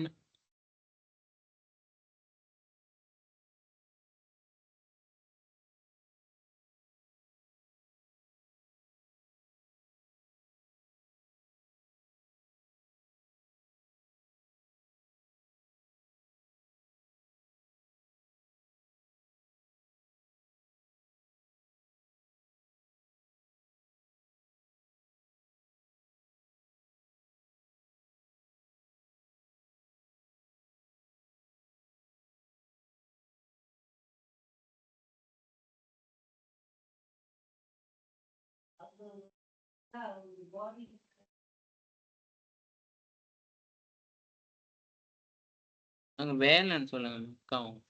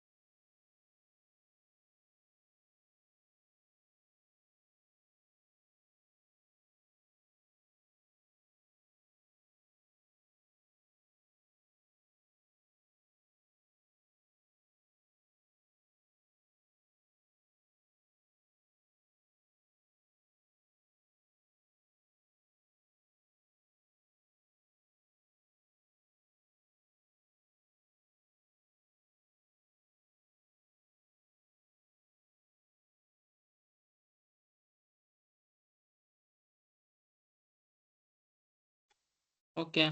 ஸோ அடுத்தது வந்து இந்த சோர்சஸ்ன்னு சொல்லி பார்க்கக்குள்ள, இப்ப நாங்க 2ஆம் நிலை தரவுகள் எங்கெங்கருந்து எடுப்போம்? அதாவது டெக்ஸ்ட் புக்ஸ்ல எடுக்கலாம், மேகசின்ஸ்ல எடுக்கலாம், ஸோ நியூஸ் பேப்பர்ஸ்ல எடுக்கலாம். ஸோ இதுகள் தான் வந்து 2ஆம் நிலை தரவுகள். அப்ப இந்த இலக்கியத்துல வந்து நாங்க இந்த research summarize reporter, textbook, magazines, newspaper இதுகள் எல்லாமே வந்து 2ஆம் நிலை தரவுகள்னு சொல்லி சொல்லுவோம். They typically provide the global description of the research with a few details on the methodology. அதே எக்ஸாம்பிள் செகண்டரி சோர்சஸ்ன்னு சொல்லி எங்களுக்கு வந்து அதாவது வந்து என்ன சொல்றது? Biographics and critical studies and author work. So இது எல்லாமே வந்து 2ஆம் நிலை தரவுக்கான உதாரணங்களா இருக்கு. ஓகே.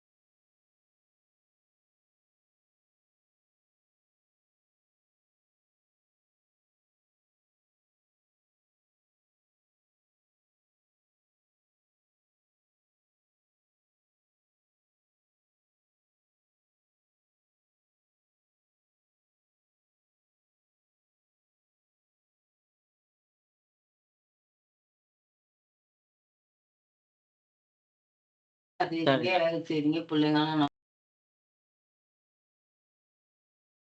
சரியா? ஸோ அடுத்தது வந்து இந்த ஆய்வுகள்ல வந்து இந்த லிட்ரேச்சர் ஆய்வு வந்து நாங்க இந்த பிரைமரி, செகண்டரி இந்த விஷயங்களை வந்து நாங்க என்ன செய்யலாம்னு சொன்னா எட் பண்ண முடியும். அதத்தான் வந்து இங்கன சொல்லி இருக்காங்க. ஓகேயா? ஸோ பேசிக்கா இந்த 4வது கொஸ்டின்ல what are the sources that can be used to search of existing literature briefly explain with example. சரியா? அப்ப நாங்க இந்த லிட்ரேச்சர்ல வந்து தேடக்கூடிய ஆய்வுகள்னு சொல்லக்குள்ள வந்து இந்த பிரைமரி ஆய்வுகள் என்னது செகண்டரி ஆய்வுகள். ஸோ அடுத்தது வந்து டெரிட்டரின்னு சொல்லி போட்டு இந்த increase in level of details, increase in time of publish இந்த அட்டவணையெல்லாம் சரி இதே மாதிரி நீங்க போட்டா கூட உங்களுக்கு அங்கன ஃபுல் மார்க்ஸ் இங்க கிட்டத்தட்ட கொஸ்டினுக்கு வந்து 9 மார்க்ஸ் கண்டிப்பா கிடைக்கும். அடுத்தது பாருங்க reviewing literature are exerting and time consuming many absurd but it's the reward the explaining highlight the 4 key benefit of the literature review. அதாவது இந்த லிட்ரேச்சர் ரிவ்யூன்ற கீ பெனிஃபிட்ஸ் என்னன்னு சொல்லி கேட்குறாங்க. ஸோ இந்த காரணிகள் வந்து நாங்க ஆல்ரெடி வந்து டிஸ்கஷன் பண்ண காரணிகளே தான். சரியா? அதாவது வந்து பெனிஃபிட் லிட்ரேச்சர் ரிவ்யூ நாங்க ஆல்ரெடி வந்து 2020 பேப்பர்ல அதாவது வந்து நாங்க நார்மலா 2022 பேப்பர்லயும் டிஸ்கஷன் பண்ணோம். 2020 பேப்பர்லயும் வந்து அது நாங்க டிஸ்கஷன் பண்ண விஷயமே தான். சரியா? ஸோ அதனால நான் ரிப்பீட்டட் வந்து டிஸ்கஷன் பண்ணல. ஓகே. கொஸ்டின் 5. கொஸ்டின் 5ல சொல்லியிருக்காங்க பாருங்க. Distinguish the difference between the primary and secondary data with example. Okay இந்த கொஸ்டின் வந்து நாங்க ஆல்மோஸ்ட் கம்ப்ளீட் பண்ண கொஸ்டின் தான். அதாவது பிரைமரி டேட்டானா என்னது? ஃபர்ஸ்ட் நாங்க டைரக்ட்லி கலெக்ட் பண்ணிக்கொள்ற டேட்டா தான் பிரைமரி டேட்டா. பாருங்க இந்த data collect from the village in the study privately elevation in the rural area data collection the department of the census and statistics. அப்போ டிரெக்டா நாங்க எங்களுக்கு தேவையான டேட்டா வந்து நேரடியா நாங்க கலெக்ட் பண்ணி கொள்றது. செகண்டரி டேட்டான்னு சொல்லி சொன்னா ஆல்ரெடி ரெடி பண்ணி வச்ச டேட்டாவை எங்களோட ரிசர்ச் வந்து ஸ்டடி யூஸ் போத என்னது ஸ்டடி அதாவது எங்களோட தேவைக்கு வந்து பயன்படுத்தி கொள்வது தான் செகண்டரி டேட்டா. பாருங்க example data collection the annual report of Sri Lanka Central Bank in study providing the elevation of the rural area. Data collection annual report listed company in Sri Lanka study the design examination impact the financial and leverage of the performance. So இங்கே வந்து secondary டேட்டான்னு சொன்னால் அப்போ நாங்கள் இதில் பேப்பர்ஸில் எடுப்போம், ஆர்டிகல்ஸில் எடுக்கலாம், ரிப்போர்ட்ஸுங்கள்ல எடுக்கிறது. Primary டேட்டானா interview வைக்கிறது, கொஸ்டின் யாரை இஷ்யூ பண்ணுறது, ஒப்சர்வேஷன் பண்ணுறது, ஓத ஃபோன் தொலைபேசி மூலமாக உரையாடி கொஸ்டின்ஸுங்க கலெக்ட் பண்ணுறது. இதுதான் ப்ரைமரி செகண்டரி டேட்டாக்கான வித்தியாசம். ஓகே.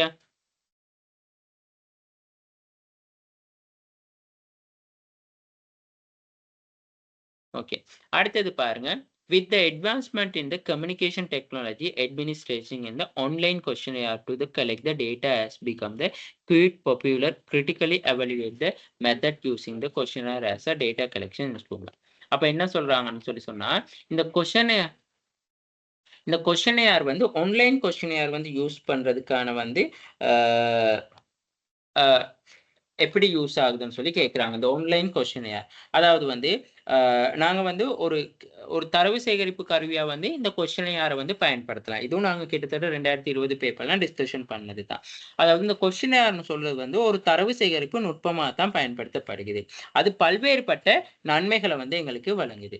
அப்போ உதாரணத்துக்கு சொல்ல போனால் அதாவது ஜியோகிராபிக்கல் ஏரியா படி பார்க்கக்குள்ள எங்களுக்கு டேட்டா கலெக்ஷன் வந்து இந்த கொஸ்டினையார் மூலமாக வந்து ஈஸியாக கலெக்ட் பண்ணிக்கொள்ள முடியும். நீங்கள் கொழும்புல இருக்கீங்கன்னு சொல்லி சொன்னால் உங்களுக்கு டேட்டா வந்து ஜஃப்னால தேவை, ட்ரிங்கோல தேவை, கால், பெட்டி, அம்பாறை, மாத்தரை, குருநாகல்ல தேவைன்னு சொன்னா இந்த கொஸ்டினையார் மூலமா வந்து ஓவரால் நீங்க இந்த ஸ்ரீலங்கா வந்து கவர் பண்ணி கொள்ள முடியும். இதே நீங்க இன்டர்நேஷனல் லெவல்ல வந்து உங்களுக்கு டேட்டா கலெக்ட் பண்றதுனா கூட இந்த ஆன்லைன் கொஸ்டினையார் மூலமா வந்து நீங்க டேட்டா வந்து கலெக்ட் பண்ணி கொள்ள முடியும். இது வந்து ரொம்பவே எக்கனாமிக்கல் அண்ட் டைம் சேவிங். அதாவது வந்து இது வந்து என்னதுன்னு சொன்னா டைம் சேவிங், நேரம் மிச்சப்படுத்தப்படும். அதாவது அதுக்காக அதிக அளவு செலவழிக்க காஸ்ட்டும் இல்லை. ஸோ அதுதான் எக்கனாமிக்கல்னு சொல்லி சொல்றது. இப்போ கொஸ்டினையார்னா இப்போ நாங்கள் பேப்பர் டைப் பண்ணி அதை பிரிண்ட் போட்டு எல்லாருக்கும் இஷ்யூ பண்றதெல்லாம் அதெல்லாம் காஸ்ட் கூட. ஸோ இது வந்து நாங்கள் ஆன்லைன்லேயே வந்து வாட்ஸ்அப்லையா, ஃபேஸ்புக்லையா இல்லாட்டி இமெயிலையா போட்டு நாங்கள் கொஸ்டினையார் வந்து கலெக்ட் பண்ணிக்கொள்ள முடியும். அடுத்தது வந்து எங்களுக்கு இந்த பதிலளிப்பவங்ககிட்ட அதாவது ரெஸ்பான்ஸ் பண்றவங்ககிட்ட வந்து மிக முக்கியமான தகவல்களை வந்து சேகரிக்கிறதுக்கு வந்து இந்த கொஸ்டினர் வந்து ரொம்ப ஹெல்ப்ஃபுல்லா இருக்கும்னு சொல்லுவாங்க. சரியா? ஸோ அடுத்தது வந்து இந்த கொஸ்டினர் வந்து ரொம்பவே வந்து இந்த எட்டானமிட்டி ஆஃப் த ப்ரிசர்வ்ட், அதாவது வந்து ரொம்ப பாதுகாப்பானதுன்னு கூட சொல்லலாம். இப்போ நான் ஆன்லைன்ல கொஸ்டினர் தயாரிக்கிறேன்னு சொன்னா அப்போ கஸ்டமரோட டேட்டா எல்லாமே வந்து என்கிட்ட வந்து சிஸ்டத்துல அப்டேட் ஆகும். ஸோ அந்த சிஸ்டத்துல அப்டேட் ஆகுற டேட்டா வந்து ரொம்ப பாதுகாப்பானதா இருக்கும். என்ன டைம்க்கு அவர் ரெஸ்பான்ஸ் பண்ணியிருக்காரு, எப்படி ரெஸ்பான்ஸ் பண்ணியிருக்காரு. ஸோ அதை எங்களுக்கு எந்த சேஞ்சஸும் பண்ண முடியாது. ஸோ அப்படியெல்லாம் இருக்கு. ஓகேயா? ஸோ அடுத்தது வந்து நாங்க என்ன சொல்றோம்னு சொன்னா online question. The serve the questionnaire online, the organization data for the data analyst become the very convenient method of manual interfaces with data. அதாவது வந்து இப்போ நாங்க மெனுவலா நாங்க எல்லா விஷயத்தையும் செய்யறதை விட இந்த ஆன்லைன் மூலமா கொஸ்டினர் இஷ்யூ பண்றது வந்து எங்களுக்கு வந்து ஈஸியானதுன்னு சொல்லுவாங்க. ரொம்ப ஈஸியானதுன்னு சொல்றாங்க. சரியா? அது மட்டும் இல்லாம வந்து இப்ப நாங்க வந்து இந்த தரவுகளை வந்து எல்லார்கிட்ட இருந்தும் பெற்றுக்கொள்ள முடியும். அதாவது வேர்ல்ட் வைடா இருக்கலாம், என்னது ஜியோகிராபிக்கல் ஏரியா இருக்கலாம், எல்லா இடத்துலயும் எங்களுக்கு தகவல்களை வந்து பெற்றுக்கொள்ள முடியும். சரியா? அடுத்தது வந்து இந்த டேட்டா கலெக்ஷன் வந்து பார்க்கக்குள்ள வந்து இந்த முக்கியமா வந்து பதிலளிப்பவர்கள்ட்ட வந்து ரெஸ்பான்ஸ் பண்றவங்கள்ட்ட வந்து ஃபுல் ரெஸ்பான்ஸையும் வந்து எங்களால வந்து எடுத்துக்கொள்ள முடியும். அப்ப நாங்க பார்ப்போம் தானே, ஒரு கொஸ்டின்ஸ் ஆன்சர் பண்ணாட்டி வந்து இந்த கொஸ்டின் அறைக்குள்ள ஒரு சிஸ்டம்ஸ் இருக்கு. அந்த கொஸ்டின்ஸ் வந்து ஆன்சர் டிக் பண்ணாட்டி அவருக்கு அடுத்த கொஸ்டினுக்கு வந்து ஆன்சர் பண்ண இயலாது. கண்டிப்பா அதுக்கு முதல் கொஸ்டின் வந்து ஆன்சர் பண்ணிட்டு தான் அதுக்கு அடுத்த கொஸ்டின்ஸ் வந்து ஆன்சர் பண்ணணும். ஆனா இதே வந்து நார்மலா இப்ப நீங்க இன்டர்வியூலனா அவர் வந்து அதை ஸ்கிப் பண்ணலாம்.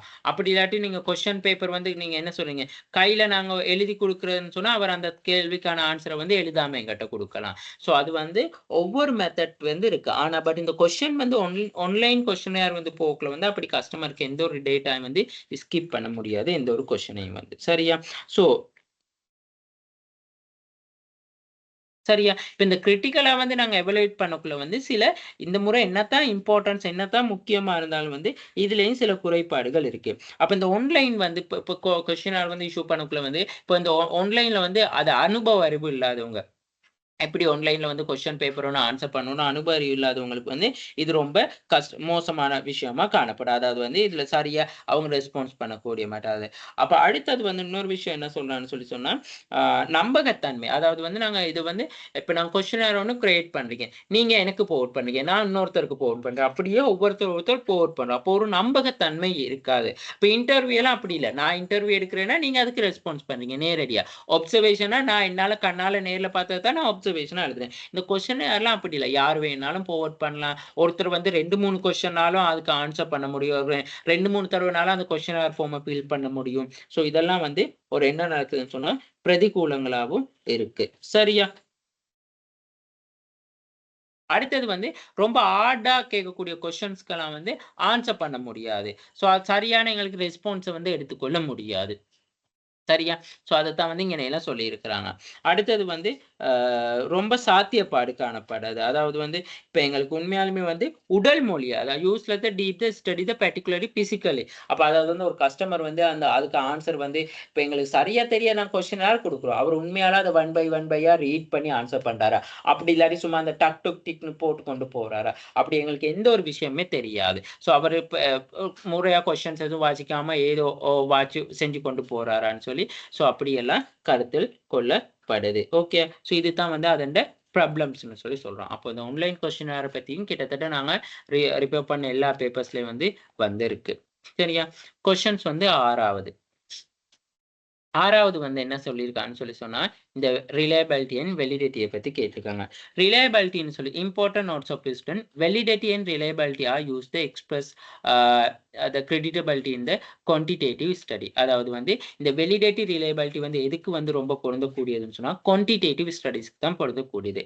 Some authors the criticise use the term validity and reliability in the qualitative study. அதாவது சில ஆசிரியர்கள் வந்து அவங்களோட ஆய்வுகள்ல வந்து இந்த குவாலிட்டேட்டிவையும் குவான்டிடேட்டிவ், அதாவது குவாலிட்டேட்டிவ்லையும் யூஸ் பண்ணக்கூடியதா இருக்குன்னு சொல்றாங்க. There are no standardized method of the routine method of ensuring the credibility in the research.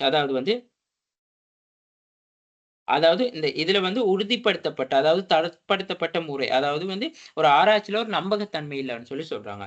அடுத்தது வந்து இந்த இன்வெலிடிட்டி அண்ட் ரிலையபிலிட்டி வந்து குவாலிட்டேட்டிவ் ரிசர்ச்ல வந்து என்ன சொல்றாங்கன்னா ட்ரஸ்ட் அதை ensure the trustworth not validity and reliability. அதை குவாலிட்டேட்டிவ்ல வந்து இந்த வெலிடிட்டி ரிலையபிலிட்டி வந்து ரொம்ப சூட்டபிள் ஆகாதுன்னு சொல்லி சொல்றாங்க. ஆனா குவான்டிடேட்டிவ்ல வந்து இது ரொம்ப சூட்டபிள் ஆகிற விஷயம். அப்ப ரிலையபிலிட்டின்னு சொல்லி சொல்றது வந்து நாங்க நம்பகத்தன்மை, அதாவது வந்து ஒரு தரவுண்ட பண்புகளை வந்து அளவிடுதுன்னு சொல்லி சொல்றாங்க. Measure the characteristics of the data related of the consistency 9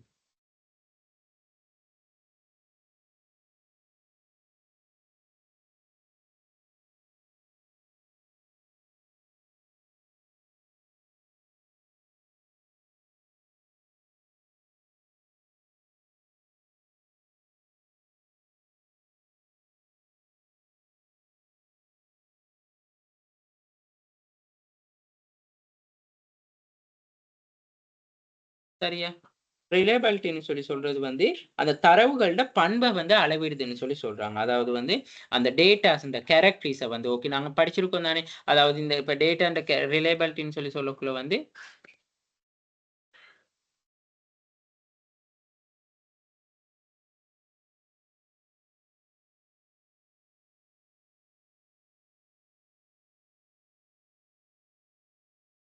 அதாவது வந்து இப்ப நான் உண்மையாலுமே இந்த டேட்டாஸ் வந்து எங்களால அக்செப்ட் பண்ணக்கொள்ளக்கூடியதா இருக்கா? அப்படி இல்லாட்டி அக்செப்ட் பண்ண முடியாத மாரி இருக்கா? ஸோ அதுகள தான் வந்து இந்த ரிலையபிலிட்டின்னு சொல்ற விஷயம் சொல்லுது. பாருங்க. ஸோ இதுதான் ரிலையபிலிட்டி டெஸ்ட்ன்னு சொல்லி சொல்றது. ஓகே. ஸோ நாங்க முதல்ல இந்த ஃபேக்டர்ஸ் எல்லாம் போட்டுட்டு, இந்த ஃபேக்டர்ஸ் எவ்வளவு தூரத்துக்கு சப்போர்ட் பண்ணுதுன்னு சொல்லி பார்க்கணும். அப்ப இந்த ஃபேக்டர்ஸ வந்து ஏற்றுக்கொள்ள முடியுமா? அந்த விஷயங்கள் எல்லாமே வந்து சொல்றது வந்து இந்த ரிலையபிலிட்டி தான். அடுத்தது வந்து நாங்க என்ன சொல்லலாம்னு சொல்லி சொன்னா, whether not you get the some consistent answer by using the instrument to measure construct of more than once. அதாவது வந்து ஒன்றுக்கு மேற்பட்ட முறை. அதாவது வந்து ஒன்றுக்கு மேற்பட்ட ஒரு கட்டமைப்பு அளவிடுறதுக்கு வந்து ஒரு கருவியை பயன்படுத்துவது மூலம் வந்து நாங்க நிலையான பதிலை பெறுகின்றோமா இல்லையான்னு சொல்லி பார்க்க முடியும். சரியா? ஸோ அதுதான் 2வது விஷயம். அதாவது வந்து எங்களுக்கு வந்து நாங்க உண்மையாலுமே அந்த அந்த விஷயத்த வந்து ஏற்றுக்கொள்ள முடியுமா? ஏற்றுக்கொள்ள முடியாதா? அடுத்தது வந்து they can verify the consistency of the results generated through the research instrument. அதாவது வந்து நாங்க இந்த ரிசர்ச் இன்ஸ்ட்ருமென்ட்னு சொல்றது வந்து டேட்டா அனலைஸ் பண்ணி நாங்க இந்த உண்மையாலுமே இந்த இதுகளை வந்து ஏற்றுக்கொள்ள முடியுமா? பாருங்க, good and acceptable, excellent, acceptable. So பாருங்க இங்க வந்து அதாவது நாட் அக்செப்டபிள் ஏற்றுக்கொள்ள முடியாட்டி அதுக்கு வந்து ரேட் 0.630க்கு வந்து இருந்துச்சுன்னு சொன்னா நாங்க அதை ஏற்றுக்கொள்ள முடியாது. ஸோ அப்படி இருக்கு. 6.7 வரைக்கும் இருந்துச்சுன்னா ஏற்றுக்கொள்ள முடியும். ஸோ அந்த ஒவ்வொரு மெத்தட்ஸ் இருக்கு இந்த ரிலையபிலிட்டி வந்து பார்க்குறது. அடுத்தது வந்து when results are obtained several times from the same participation. அப்ப இங்க என்ன சொல்லலாம்னு சொல்லி சொன்னா அதாவது வந்து ஒரு பங்கேற்பாளர்கிட்ட இருந்து ஒரு பார்ட்டிசிபேஷன்கிட்ட பல முறை முடிவுகளை வந்து பெற்றுக்கொள்ள முடியும். அடுத்தது வந்து இந்த ஆராய்ச்சியில வந்து என்ன சொல்றான்னு சொல்லி சொன்னா use the same instrument other research. எங்களுக்கு வந்து இதை அடிக்கடி யூஸ் பண்ணி முடியும். ஒன்றுக்கு மேலப்பட்ட வேரியபிள்ஸ்க்கு வந்து நாங்கள் இதை யூஸ் பண்ணிக்கொள்ள முடியும். வெலிடேட்டின்னு சொல்லி சொல்றது வந்து எவ்வளவுக்கு வேல்யூபிள், அதாவது செல்லுபடியாகக்கூடிய தன்மையா இருக்கு. அதாவது வந்து இப்ப இந்த தரவு வந்து உண்மையாலுமே வந்து concept and construct of variable is the accurate of the measure. இது உண்மையாலுமே வந்து அக்யூரேட்டா உண்மை தன்மையை கொண்டதாக காணப்படுதா? இது ரிலேட்டட், அதாவது வந்து ரிசர்ச்க்கு வந்து இது யூஸ்ஃபுல்லா இருக்குதா? இது அளவிடக்கூடியதா இருக்கா? சரியான அக்யூரன்சியோட இருக்குதா? அந்த மாதிரி எல்லாம் சொல்றது தான் அந்த வெலிடேட்டின்னு சொல்லி சொல்றது. பாருங்க எக்ஸாம்பிள் கொடுத்துருக்காங்க. Studying the impact of CRM and customer satisfaction. Select many dimension of the relating to CRM rather than service quality which the not represent of the true CRM practices. அதாவது வந்து நாங்க இங்க சொல்ல இந்த select the many dimension of the CRM rather than சேவிஸ். அதாவது வந்து customer relation மேனேஜ்மெண்ட்னு சொல்லி சொல்றது. அப்ப இந்த வாடிக்கையாளர் திருப்தியில வந்து கஸ்டமர் ரிலேஷன் மேனேஜ்மெண்ட் தாக்கத்தை வந்து ஆய்வு செய்யக்குள்ள வந்து இப்ப நாங்க இந்த ரிலையபிலிட்டின்னு சொல்லி சொல்லும் பொழுது வெலிடிட்டின்னு சொல்லி சொல்லும் பொழுது உண்மையாலுமே இந்த நடைமுறைகள் வந்து இந்த வாடிக்கையாளர் சேவை தரத்தை வந்து பிரதிநிதித்துவப்படுத்துதா? அப்படி இல்லாட்டி அதுக்கு பதிலாக வேற பரிமாணங்கள் எதுவும் இருக்குதான்னு சொல்லி எல்லாம் தெரிஞ்சுக்கொள்ள முடியும். ஓகேயா? ஸோ இதுதான் ரிலையபிலிட்டி அண்ட் வெலிடிட்டின்னு சொல்லி சொல்ற 2 விஷயமும். அடுத்தது குவான்டிடேட்டிவ் ரிசர்ச். சரியா? குவான்டிடேட்டிவ் ரிசர்ச் ப்ராபபிலிட்டி சாம்பிளிங்னா தெரியும் தானே. அதாவது வந்து ப்ராபபிலிட்டி சாம்பிளிங்னா நிகழ்தகவு மாதிரி. அதாவது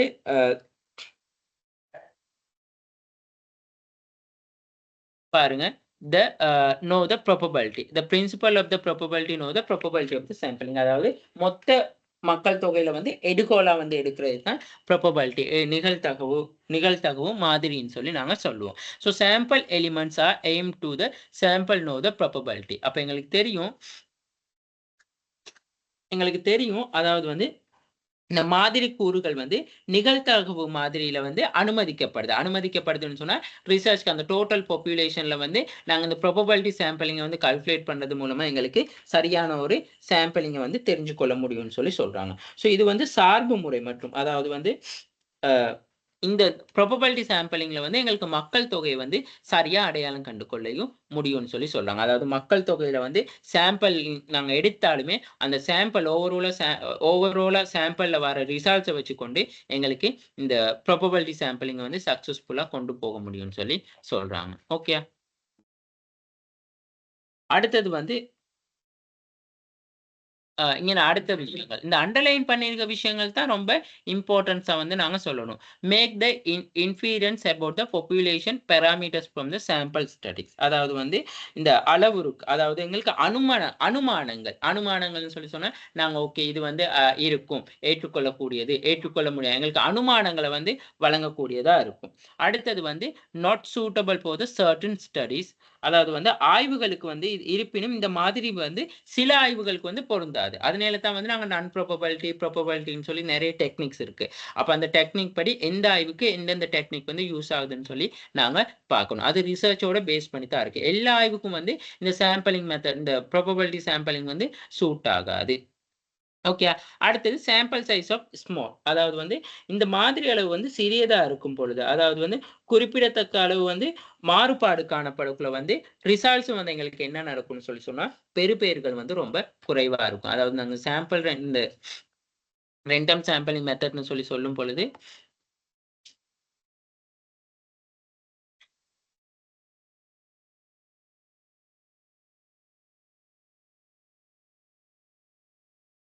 சிம்பிள் ரெண்டம் சாம்பிள்னு சொல்லி சொல்லக்குள்ள வந்து நாங்க எடுகோலா தான் எடுக்கிறோம். ஸோ எடுகோலா எடுக்கக்குள்ள இந்த மொத்த ஆய்வாளர்கள்லையும் வந்து இந்த எடுத்த இந்த அந்த சாம்பிளை வச்சு தான் நாங்கள் முடிவு எடுக்கிறோம். ஓகே, இந்த இதுதான் ரிசல்ட்ஸ்னு சொல்லி. ஸோ அப்படி எடுக்கக்குள்ள சம்டைம்ஸ் வந்து நாங்கள் இந்த எடுகோலா எடுக்கிறனால எக்யூரேட்டான டேட்டா எங்களுக்கு சம்டைம்ஸ் வந்து வராம கூட போகலாம் ரிசல்ட்ஸ். அது மட்டும் இல்லாமல் வந்து இப்போ இதில் வந்து எடுத்திருக்கிற ஆக்களை வச்சுக்கொண்டு நாங்கள் ரிசல்ட்ஸை மெஷர் பண்ணக்குள்ள வந்து சம்டைம்ஸ் குறைவான அளவு நாங்க செயல்திறன் காணப்பட்டுச்சுன்னா இந்த நாங்க தெரிவு செஞ்சவங்களோட வந்து எங்களோட ரிசர்ச் வந்து சக்சஸ் ஆகாதுன்னு சொல்றாங்க. ஓகே,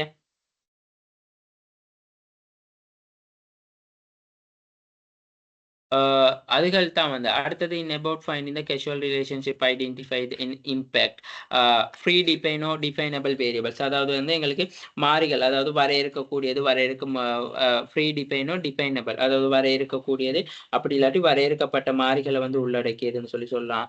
அடுத்தது ஆன்சர் த கொஸ்டினர்ஸ். அதாவது இந்த சாம்பிளிங் மெத்தடை யூஸ் பண்ணி வந்து எங்களுக்கு கொஸ்டின்ஸ்களுக்கு வந்து ஆன்சர் பண்ணக்கூடிய மாதிரி இருக்கும். அடுத்தது கேன் பி அட்ரஸ் த டிடக்டிவ்லி. அதாவது வந்து இது துப்பறியும் வகையில தான் இந்த உரையாடல்லாம் நடைபெறும். ஸோ நாங்க செலக்டட் பண்ண இந்த சாம்பிளை வச்சுக்கொண்டு நாங்க துப்பறியும் முறையில தான் வந்து என்ன செய்யணும் கொஸ்டின் எல்லாம் கேட்டு டவுட் வந்து பார்த்துக்கொள்ள முடியும். ஸோ அதுதான் வந்து குவான்டிடேட்டிவ் ரிசர்ச்னு சொல்லி நாங்க சொல்றோம். ஓகே,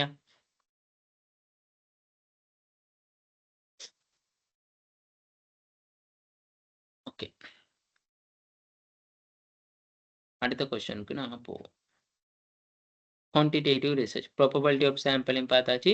குவான்டிடேட்டிவ் ரிசர்ச்னா எண்கணித ரீதியானது. The researchers of the breeder அதாவது வந்து என்ன சொல்றாங்கன்னு சொல்லி சொன்னா அதாவது வந்து பதிலளிப்பவர் வந்து கோட்பாடுகள் கருதுகோள்களை உள்ளடக்கி இருக்கும். சரியா? ஸோ இது வந்து என்ன சொல்றதுன்னு சொல்லி சொன்னா நாங்க அந்த ரிலேஷன்ஷிப்பை கண்டறியது. த கேஷுவல் ரிலேஷன்ஷிப்போ identify the impact free define and define variables வந்து டிஃபைன் பண்றது, கொஸ்டின் யாருக்கு ஆன்சர் பண்றது. ஸோ டிடக்டிவ்ல அதாவது வந்து டிடக்டிவ்னு சொன்னா துப்பறியும் வகையில வந்து ரிசர்ச் வந்து செஞ்சு கொண்டு போறது தான் குவான்டிடேட்டிவ்னு சொல்லி சொல்றோம். சரியா? ஸோ நாங்க குவாலிட்டேட்டிவ்லையும் நாங்க இந்த டிடக்டிவ் மெத்தட் வந்து குவான்டிடேட்டிவ்ல தான் இந்த டிடக்டிவ் மெத்தட் யூஸ் பண்ணியிருக்கோம்னு சொல்லி படிச்சிருக்கோம். அது இல்லாம நாங்க இந்த குவான்டிடேட்டிவ் ரிசர்ச்னு சொல்லக்குள்ள வந்து அது இல்லாம நாங்க சில இந்த விஷயங்களை வந்து நாங்க படிச்சிருக்கிறோம் எக்ஸாம்காக. பாருங்க, quantitative research னு சொல்லி சொன்னா the major அதாவது quantitative data meaning the numbers collecting results in the numerical standardized data. So இது எல்லாமே வந்து குவான்டிடேட்டிவ் ரிசர்ச்சை பற்றி சொல்றதுக்கு தான். சரியா? குவான்டிடேட்டிவ் டேட்டாவில் வந்து ஒப்ஜெக்டிவ் வந்து டிட்டர்மைன், ஐடென்டிஃபை, அனலைஸ், டிட்டர்மைன்ஸ்னு சொல்லி படித்தோம். அடுத்தது குவான்டிடேட்டிவ் டேட்டா தான் நியூமரிக்கல் வேல்யூன்னு சொல்லி படித்தோம். குவான்டிடேட்டிவ் வந்து கொஸ்டினை யாரை பேஸ் பண்ணி, ஸ்ட்ரக்சர் கொஸ்டினை பேஸ் பண்ணி தான் இருக்கு. அடுத்தது ஒப்ஜெக்டிவ் இருக்கும், இது டிடக்டிவ் மெத்தட்ல இருக்குது. ஜெனரலைசபிள் கொஸ்டின்ஸாக இருக்கும். So both systematic in this அப்ரோச்சஸ்ன்னு சொல்லி சொல்லலாம். ஸோ குவான்டிடேட்டிவை பற்றி நாங்கள் அந்த விஷயங்களையும் வந்து இன்க்ளூட் பண்ண முடியும். அடுத்தது அன்ஸ்ட்ரக்சர் இன்டர்வியூ. அதாவது இன்டர்வியூ மெத்தட் வந்து ரெண்டு இருக்கு. ஒன்று structure interview, unstructured interview. Structure இன்டர்வியூன்னு சொல்லி சொன்னா, நாங்கள் ஒருத்தருக்கு நேர்காணல் போகும் பொழுது நாங்கள் அந்த நேர்காணலில் என்னென்ன கொஸ்டின்ஸ் கேட்கணும், என்னென்ன மாதிரியான மெத்தட்ஸை வந்து நாங்கள் யூஸ் பண்ணணும் அந்த இன்டர்வியூலன்னு சொல்லி நாங்கள் கட்டமைக்கப்பட்டு முடிவெடுத்து கொண்டு போகிறது. ஸோ அங்கே போயிட்டு நாங்கள் இன்டர்வியூ பண்ணக்குள்ள அப்போ நாங்கள் என்ன கட்டமைக்கப்பட்ட வினாத்தாட்களுக்கோ அது மட்டும்தான் நாங்கள் கொஸ்டின் இன்டர்வியூ வந்து பண்ண முடியும். அன்ஸ்ட்ரக்சர் இன்டர்வியூன்னு சொல்லி சொன்னால் கட்டமைக்கப்படாத நேர்காணல் முறை. அதாவது அந்த சிச்சுவேஷனை பொறுத்து, அந்த நபரை பொறுத்து வந்து அந்த கேட்கக்கூடிய கொஸ்டின்ஸ் மாறுபடலாம். நாங்கள் இன்டர்வியூல யூஸ் பண்ணக்கூடிய டெக்னிக்ஸ், இன்டர்வியூல யூஸ் பண்ணக்கூடிய டூல்ஸ், அது எல்லாமே வந்து மாறுபடக்கூடியதா இருக்கும். அதுதான் அன்ஸ்ட்ரக்சர் இன்டர்வியூன்னு சொல்லி நாங்க சொல்லுவோம். ஓகே.